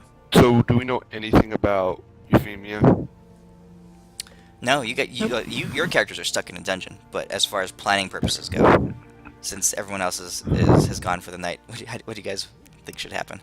So we're back in the same dungeon. I'm in Yes. charge. I am the one that does everything. I'm not gonna go quietly. If worst comes to worst, I'm gonna go down fighting. I'm just not gonna lay down and let them execute me, even if I don't have my magic. I think he wants, I am on the wants same you to boat. have an opinion on what we're gonna do Yeah. outside of Zulu, is what he's talking about. Yeah. We're gonna do what? He Outside of wants the to know dungeon. what your opinion is. OOC opinion of what I should do. Yeah, if you're playing, Because let's say no one else is here. you're playing Deimos and Feldorn's characters. What would your opinions be for the fight? Oh, for Euphemia. Yeah. Not to try to convince the young prince. Yeah, if he's that's- willing to give up his title for it to become his father's bodyguard, there's no doubting his loyalty. Yeah, but his father was probably sane by then. Now he's It's- quite I, insane. I think that would be the worst idea ever. And you do You'll know probably that get the your head ones- lopped off for calling his father insane. You do know that those two that were basically slightly unsure when they left you in the dungeon was the prince and that woman. Were the two Sigmas. So they're not really okay with what's happening to you. No, he was very clear that No, his Nobody father showed was. any He didn't say a signs. word. Everyone was nodding their head. Among the council. exactly. No. They're not the council members. You Well, guys yeah, are not probably gonna because listen probably supposed to show no opinion. I think it's a very bad idea to try to convince him. I agree with Right. Kojak. Am I right or are they right? You guys don't know. You guys got to figure out how you want to act. It's I would ultimately, just it's I would ultimately just your have the idea, Shadow your Hunter. choice. Yeah, I'd have the Shadow Hunters create a distraction, break us out of prison, escape the city, or confront the king in the room, and go from there. I That kind won't of like to get my solve shit back any of too. our issues. Breaking us out of prison, then confronting the king in his throne room after we get our items back. Your plan is to kill the king. That everyone is not. That's a dumb plan. Who said anything about killing him? We're gonna I have to said kill him if we're just gonna confront him. We need to have No, some kind of confronting him information. doesn't mean kill him. It means knocking him out. It's going to end up in battle. That's the way it's going to end up. Yeah, Don't but have you don't have anything else on. a battle doesn't If we have necessarily the mean prince on killing. our side, we could convince his father to step down The prince won't or go something else. on his side. You gotta don't convince know somebody that. else. I'm going to The bet prince is $100 the on that. best. I will take that bet. I will take that bet 100 Your times. choice. That prince is our best option. I want to see you do this, so do it. Oh, but I doubt that. Feldorn would be wise enough that if she goes that way, he's gonna tell the Blood Hunters to create a distraction and then bust us out. I think Philbin's idea was to do this on, God, I can't talk today. You could, This was his idea. Yeah. He would not want to start, like, a battle in the middle of the street. Karen kind of chimes in and says, we could try to do all of the above. Contingency plans, of course. Plan A, Plan B, Plan C. If you want to talk to the prince, we can try to make that happen, while the rest of us plan to infiltrate and break your friends out of the dungeon. We should set it up, though, that when one doesn't work, then the other one just automatically happens. So we can do that? Yeah. They look I at could each go other. ahead. Says, we could We don't want to probably- be talking to the prince and then having you guys just blow up half the city. They kind of look at each other, and they say, we might be able to rig something of the sort. It wouldn't be instant. It'd take a number of minutes for us to find out. But one of us would have to come with you. And basically, he would quickly carry a message that would be visible and known to the others. Has to do with... That would probably be best, as long as it's not magical. Yes, it has to do with scent. Be hard to explain to a non-blood hunter. No, I'll trust you. Sounds perfect. But I do think the prince is our best hope.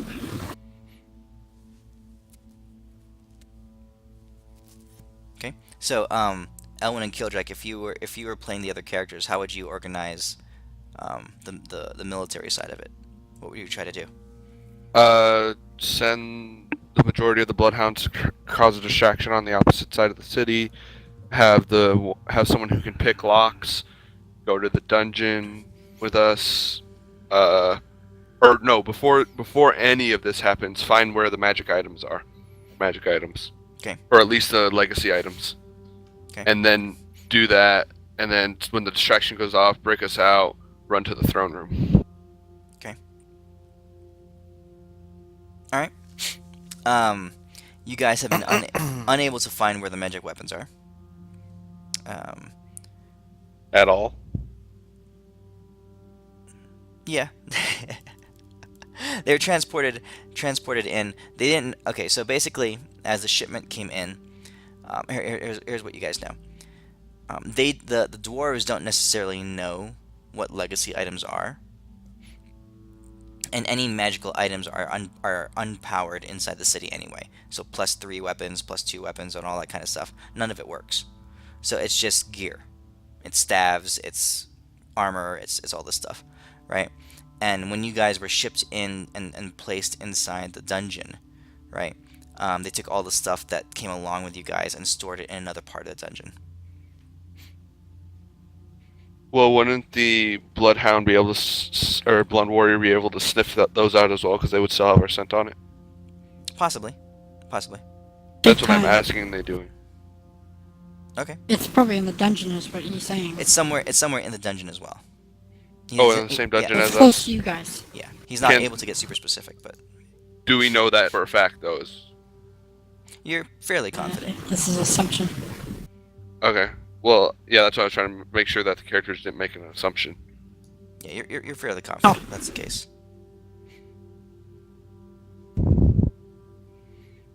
Okay, so I think that's the best plan, is that just break us out, then find the legacy weapons within the dungeon.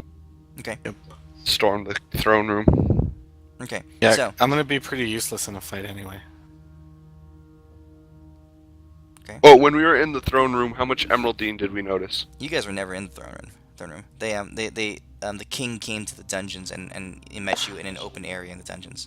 You guys have never seen the throne room. But you Well, know shit. what? If the legacy weapons work, then at least we'll have a fighting chance. The rest of us will. You're probably gonna be a little bit. You guys will useless, have like offense. no armor, I can no magic. dragon Oh. breath the shit out of them once, and then Hey, I'll give you a couple of potions of fire breathing as well. Remember when you were flying upwards and how many arrows hit you? I don't want to talk about it. Okay.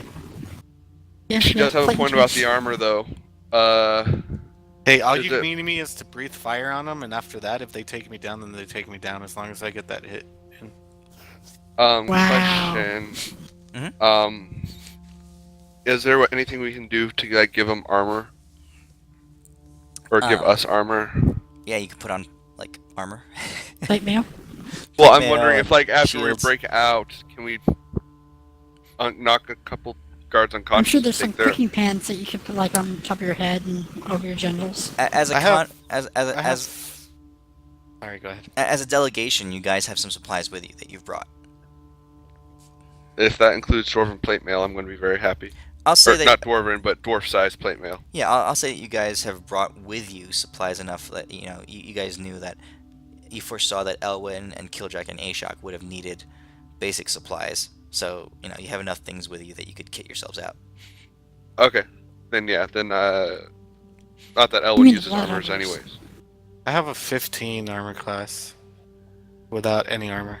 And you're not proficient in any anyways, so it doesn't matter. Yep. So, yeah, I think we're fine then. Okay. Obviously, when they break us out, they're going to bring that. Bow, arrows, basic weapons. So Well, yeah, a dagger for Elwyn, but the rest of us don't need weapons besides Ashok's arrows. That's As why- long as why he needs a bow. Ashok has that bow, I do feel Might very go confident okay. with Ashok's that bow, yeah. yeah. Well, let's make sure that you bring even a basic bow, just in case you don't find the weapon or have to get into a fight before finding any weapons. Just to have something. So from what I'm hearing, Euphemia is gonna go probably maybe possibly even a little bit early. With the prince Go talk to and the prince. the negotiators, see if we can get us in there with one of the blood hunters. Okay. We'll hold a cell for you when he throws you in here with us. Yeah, that's not gonna happen. I'll have Quigley. Along with one blood hunter. The other And Quigley. one blood hunter is gonna go with the wait. Quigley's going with you. Yeah. So you're bringing everyone with you? We're basically splitting the group up into two. Well, I thought the blood hunters were gonna go cause a diversion while a different group went and tried to attack the dungeon. Yeah, we kind of need quickly. Oh, I didn't hear that. yeah. Yeah. So what I heard was The main people breaking us out are like one blood hunter, Darius, and Quigley. and then Euphemia, Feldor, and Deimos. I need Darius. Yeah. I think Darius should stay with me. Yeah, he has to because he's the one that's gonna get you the. Yeah, he's gonna So get me. true. But Okay. I say the finding people should come get us. Anybody that doesn't need magic, just in case something does Darius happens. think Quigley 'Cause- will be okay alone? He thinks Quigley knows you guys well enough that he'll fight alongside you. Okay. Quigley's fine with that. Because Feldorn and Help Deimos are break people breaking out. us out, right? Yes. Okay. And then, are if any of the Well, blood then shouldn't I hunters are take skilled in Quigley? lockpicking, have them be in the dungeon group. If you guys get Feldorn and Deimos, then I should probably have Quigley. You're gonna go talk to someone, aren't you? Yeah. It I'm might not gonna turn into go a fight. alone. Well, I thought you were really confident that you're gonna get this to Yeah, Yeah, I'm not show us you're stupid. confident. There's a difference between confidence and being stupid. What? If you said Darius was gonna go with you, right? Yeah. Okay, so you and Darius Darius. and Quigley and the and one diplomats, which makes yeah. Well, You, Darius, and one Well, that's a four, one blood right? hunter. Yeah. So this. that means there's only 3 of us. Yeah. If a fight breaks out. You can bring a couple. You can bring Darius's personal guards, like the soldiers, and even the diplomats with you if you want. So there'll be Okay. a couple, like a dozen. I'll take the soldiers and the diplomats. Do the diplomats have any fighting ability? They're politicians. So no. Think like a U.S. senator. they just roll over, die in a fight. Hey, did you play the Metal Gear Rising? No, I haven't played any of the Metal Gears. Well, there's a U.S. senator and he kicks ass. Really. You play that. Karen kind of discusses a few things with his blood hunters, and he assigns the remaining. He assigns 3 of them to spread throughout the city, and they have a signal that they can communicate through amongst all of them. And once that signal is communicated, the 3 of them will cause havoc on the opposite side of the city. They'll spread out and they'll basically start fires and cause all sorts of mischief, and and they're gonna go and prep stuff now, like rigging some explosions, that kind of thing. Is there one who's skilled in lockpicking, a blood hunter? Yeah. Karen and the 2 of the other blood hunters are gonna go with If you guys are gonna have Quigley, then he can just tear the doors off the freaking cells. So Karen, Subtlety first. 2 blood hunters are gonna go, and 2 blood hunters are gonna go with Feldorn, Deimos, and Quigley to try to assault the dungeon. Okay.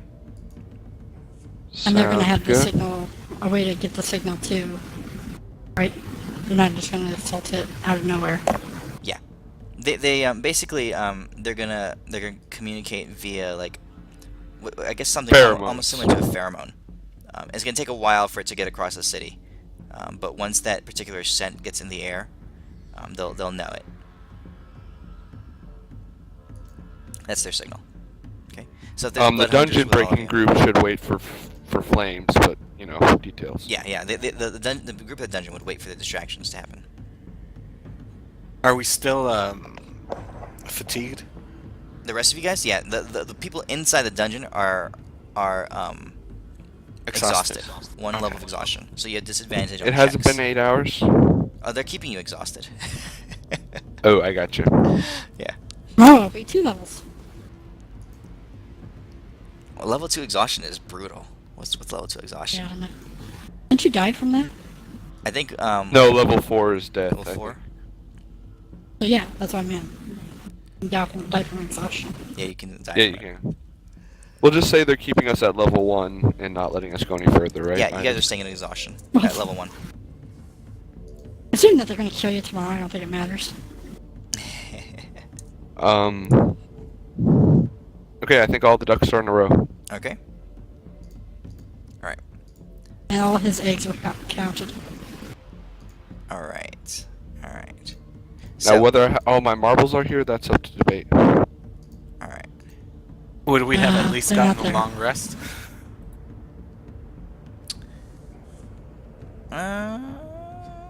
Yeah. Okay, here's a long rest. Well, you guys have been in the dungeon long enough, especially overnight. You guys, so Feldorn, Ashok, and Elwyn, you have 1 level of exhaustion. Killdrack. Elwyn and Ashok have 1 level of exhaustion. But other than that, your ability, you're at full. I get a full rest though, right? Yeah. Let's see. I think I found it here. Exhaustion. Level 1 is disadvantage on all ability checks. Level 2 is not too bad. Half speed. I should give you 2 levels. Level 3 is disadvantage on attacks and saves. Level 4, half your maximum hit points. Wow. Level 5 is speed is reduced to 0, and level 6 is death. Okay. So you can't move? Yeah, speed is reduced to 0. Yeah. Plus all the before ones, right? Yeah, plus all the 4 ones. Yeah, it just stacks. Finishing So a long right rest now- reduces a creature's exhaustion by 1. Interesting. Now it's just checks, right? So strength, dex, whatever, and any skill checks as well? Yes, all skill checks.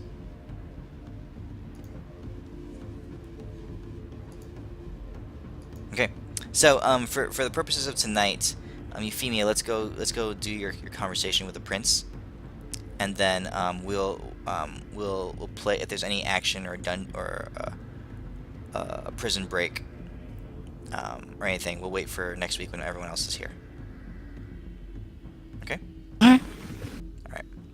So, early morning comes around. There's a lot of hustle and bustle in the city because there's an execution staged for mid-morning, basically 10 o'clock. Right? It is 7 a.m. When you guys all kind of spring into action. The blood hunters, 3 blood hunters that are the diversion units, have already long gone. They were out as soon as the plan was in place, and they started setting up their diversions and basically planting and sabotaging things and prepping things to go haywire if the signal is given. You, Prince Darius, and his guards and his envoy of diplomats head over to where you gather the prince's royal quarters are. Darius it takes a little while, about half an hour of travel through the city. He's able to smooth talk and persuade, and even in some light areas intimidate his way through various gates and checkpoints to arrive to. It's in the second tier of walls where the prince's living quarters are, Sigma 1. You guys arrive there to find Tigron. Tigron Bouldercrag is his name. And he doesn't look exactly like this. But you find him inside his fairly large kind of mansion. There are servants and stuff all around. He himself is not in armor. He's in a dwarven studded doublet with engraving and stitchwork all through it, looking fairly royal, but also not as opulent, not as decorated as a crown prince should. Things look more serene, more sparse than that. He lives a life of relative comfort, but one of much lower station now. Okay? This is the one that is the head of the Sigmas. Yeah, he's Sigma 1. Okay? There are guards all around. As you guys approach the gates, guards all lower spears towards you. There are several on the walls that have crossbows and they kind of pointed at you. Darius goes up and begins to persuade his way in. It takes some time, but Tigron comes to the top of the wall that surrounds his personal household, and he looks down and he says, "You've come from the outside, have you? Come to speak to me, father? Or, as I should say, come to speak to the king. I've heard of your presence. Tell me, Why are you here to come to talk to me? Darius kind of leans into you, Euphemia. He says, why are we here?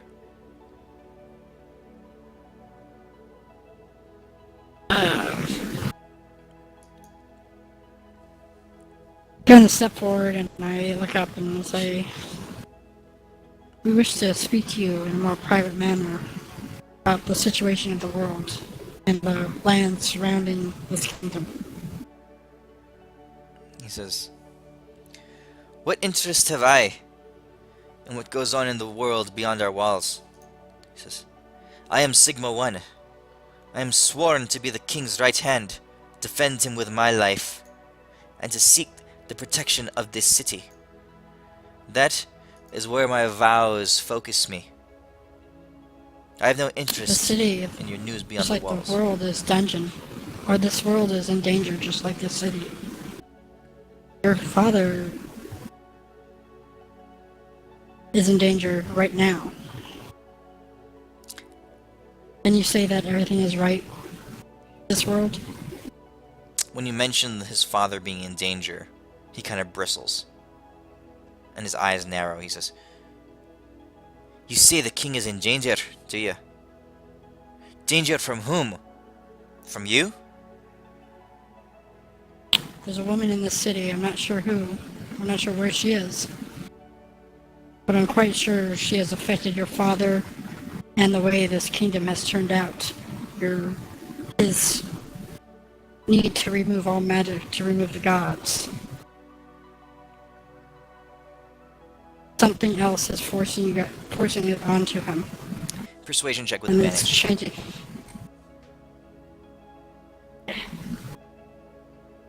Persuasion. Advantage.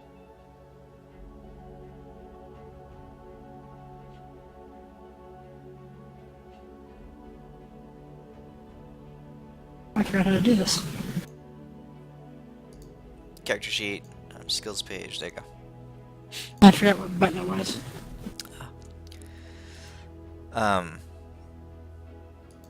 He kind of leans forward. He says, he looks at his guards on either side. He says, let them pass.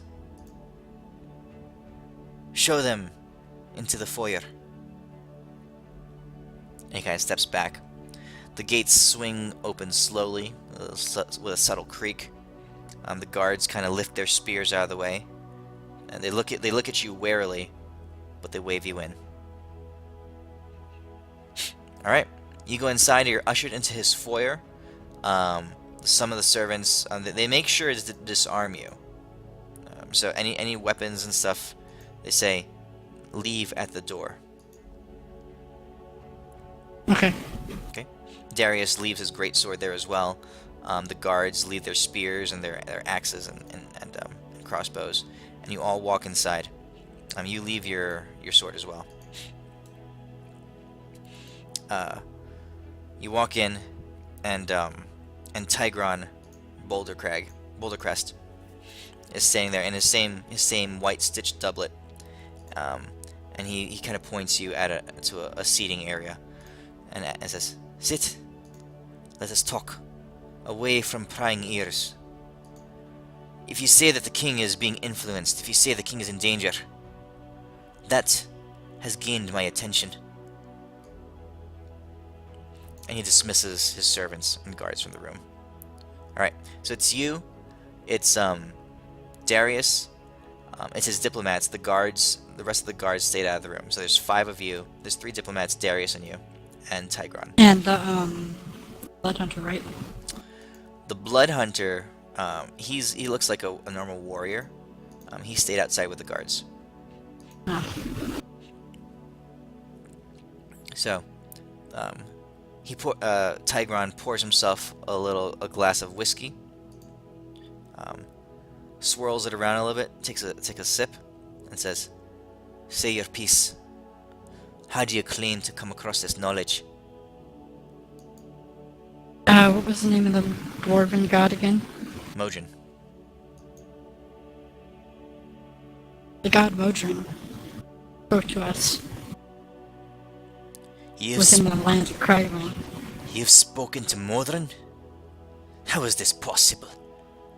Modron has not spoken to the dwarven people for hundreds of years. He's in one of your mountains. Not pretty close to the city, waiting for the day that you guys might welcome him back into your world. But he has given us some information. One of your people, a woman, has an artifact, and she's using it to affect the king and this city. We believe she works for the demons.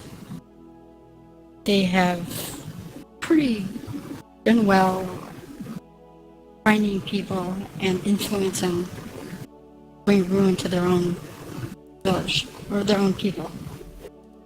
Even the prince here was convinced for a time by the Lich to kill his family, his friends, in a vain hope to save his people by turning them all undead.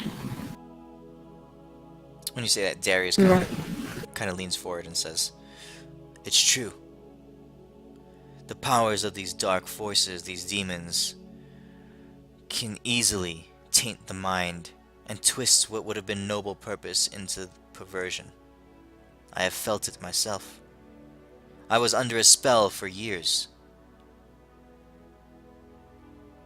I came to believe that I had to slay my own people in order to save them."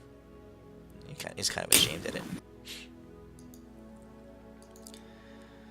Tigran is We believe the same corruption is working its way through your father. And soon he will bring ruin and death to your city, your people, and himself.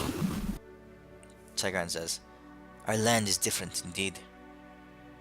3 years ago, my father enacted this drastically different decree. He demanded that all magic and divine focus, divine worship, be banned from our country. Let us say that dwarven culture has changed since then. Yes. But I am a Sigma. I am sworn by my life's blood to serve and obey my king, to protect him with my life." And what happens when the order to protect your king risks your king's life and all the people that you were sworn to protect? He says, Which order do you follow? "If there is something that has harmed my king's mind and changed it, then perhaps..." He begins to think. He's torn. He's kind of uncertain of himself right now. You are his son. Is this the man that you knew less than 3 years ago? My father has always been the fickle sort, insecure to his very heart. But he has not been darkened. He had not been darkened. You're correct in saying that something changed. I have seen it with my own eyes. Something has afflicted his mind. I thought it was just madness or fear. But perhaps there is something more. I must know the answer to this. I must see the king. I must see it with my own eyes before I believe you. I hear that there's an execution that will happen soon. My friends are among those that are being executed. Aye, the prisoners. My father sentenced them to death today. He looks out. It's only a matter of hours now. We must stop that. Any more senseless killing of those that might help this world, your king. We Nay, need them. I'll not lift my hand to aid you in that regard. My loyalty is to the king. My oath, my blood oath, is to protect his life. And if he has been tainted and changed, if he is under the spell of one of these demons, then that I am forsworn to end. Your friends, however, I'm afraid my loyalty does not go that far. You'll need their help, though. He says, So those people that are in your dungeon, people that killed the Ashen King. That's the right name, right? yeah. He says, Almost the city fell. Thousands were turned as undead creatures in that battle. You cannot face what is hidden in the shadows by yourself. persuasion check.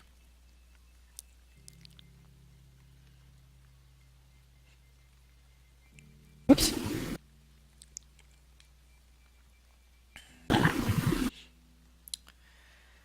He says,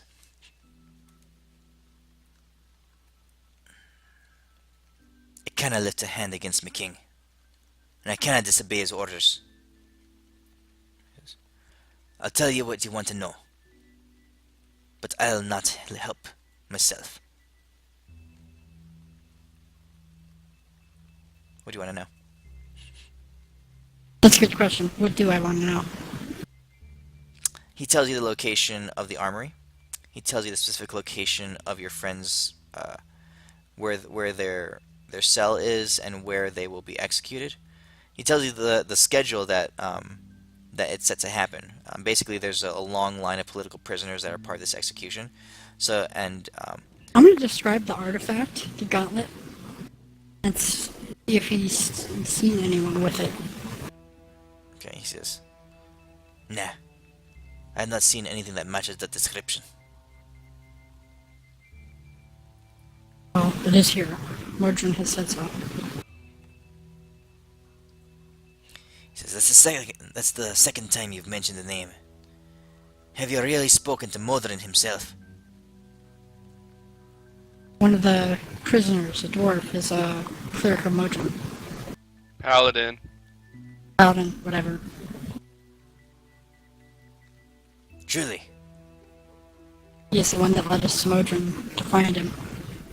Well now. We watched him craft weapons, imbue magic into items, and repair things with just pure power. Well now. If that's the case, then it's something special. Modrin himself has not spoken to us directly for a number of years. Says, I am going to the king. I will be headed to the palace. What you and yours end up doing, that's up to you. I'll let you leave here safely. After that, I can guarantee nothing.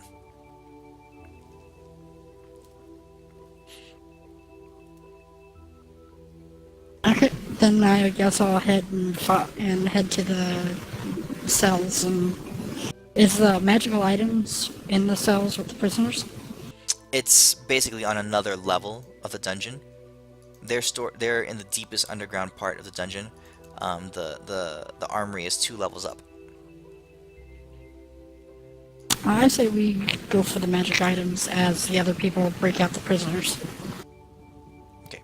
So are you heading back to where Deimos and Feldorn are to try to get ready to assault the prison? Yeah. Okay. All right. So you start heading back in that direction. Elwyn and Killjack. Around the time that their conversation ends, a couple of attendants come into your rooms and they start preparing you basically for your executions. The dwarven people are a civilized group. They don't want you looking like crap, so they bathe you. They kind of like clean you up. They trim your hair, your beard, and they make you all, and they put you in kind of like slightly respectable clothing, and they kind of just prep you. Right? They give you a decent breakfast as well. Alright? Alright. So, that's where you guys are. So, Kildrak, Ashok, and Elwyn, you are still in your jail cells. It is shortly before the execution is set to hit. Euphemia, you have rejoined Elwyn, Deimos, and Feldorn. and along with Quigley and Darius and Cairn, and you're getting ready to assault the dungeons. There are 3 blood hunters throughout the city that are getting ready to cause a diversion whenever they're given the signal. The execution is 1 hour away, and basically when it's time, the guards will come by and they will come retrieve you guys and bring you out to the execution grounds. You guys don't know where the other Sigmas are. Sigma 1 is headed off to the palace, which is separate from the dungeon. He's headed off to the palace to go confront the king, or at least to try to investigate your claims. Alright, and that's where we'll leave it for tonight. Next week we'll go into the dungeon assault. Sounds good. Okay, guys. I hope everyone's feeling healthier next week and a little bit more awake. Seems like Deimos and Feldur were pretty tired today. Yeah. Alright, yeah, let's see how this goes. Yeah. Alright, cool. We're pretty useless without magic. That's what I Yeah. came to understand. Yeah, we're gonna see some pretty gnarly fights, I think. And there's a lot of NPCs in action. I might just give you guys like the ones that are holed up. I might just like give you command of Quigley and Darius and that kind of stuff you can play them. Alright. Well, once I get my hammer, I'm not useless, but True. Well, none of your runes will work, right? no, Runes I don't still. work. Yeah. But my hammer still hits like a bitch. Yeah. And I can divine smite, can't I? You've never tried it. Haven't I? But basically, what you know is that you tried like branding smite and stuff, and that didn't work. So no, it won't work. That's my hammer still hits like a bitch. Yeah, Either way. your hammer will still have its I think it's a +4. Will still have its +4. It has its activated abilities, that kind of stuff. Elwyn's dragon staff can still do its flaming thing.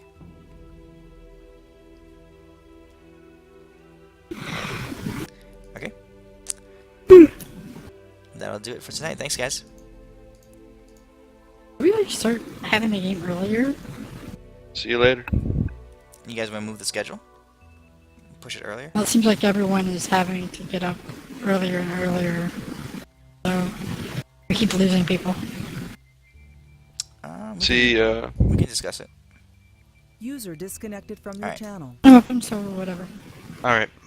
I'll see you guys next week. Thanks. See you later. Thanks for playing. Bye bye. Bye. User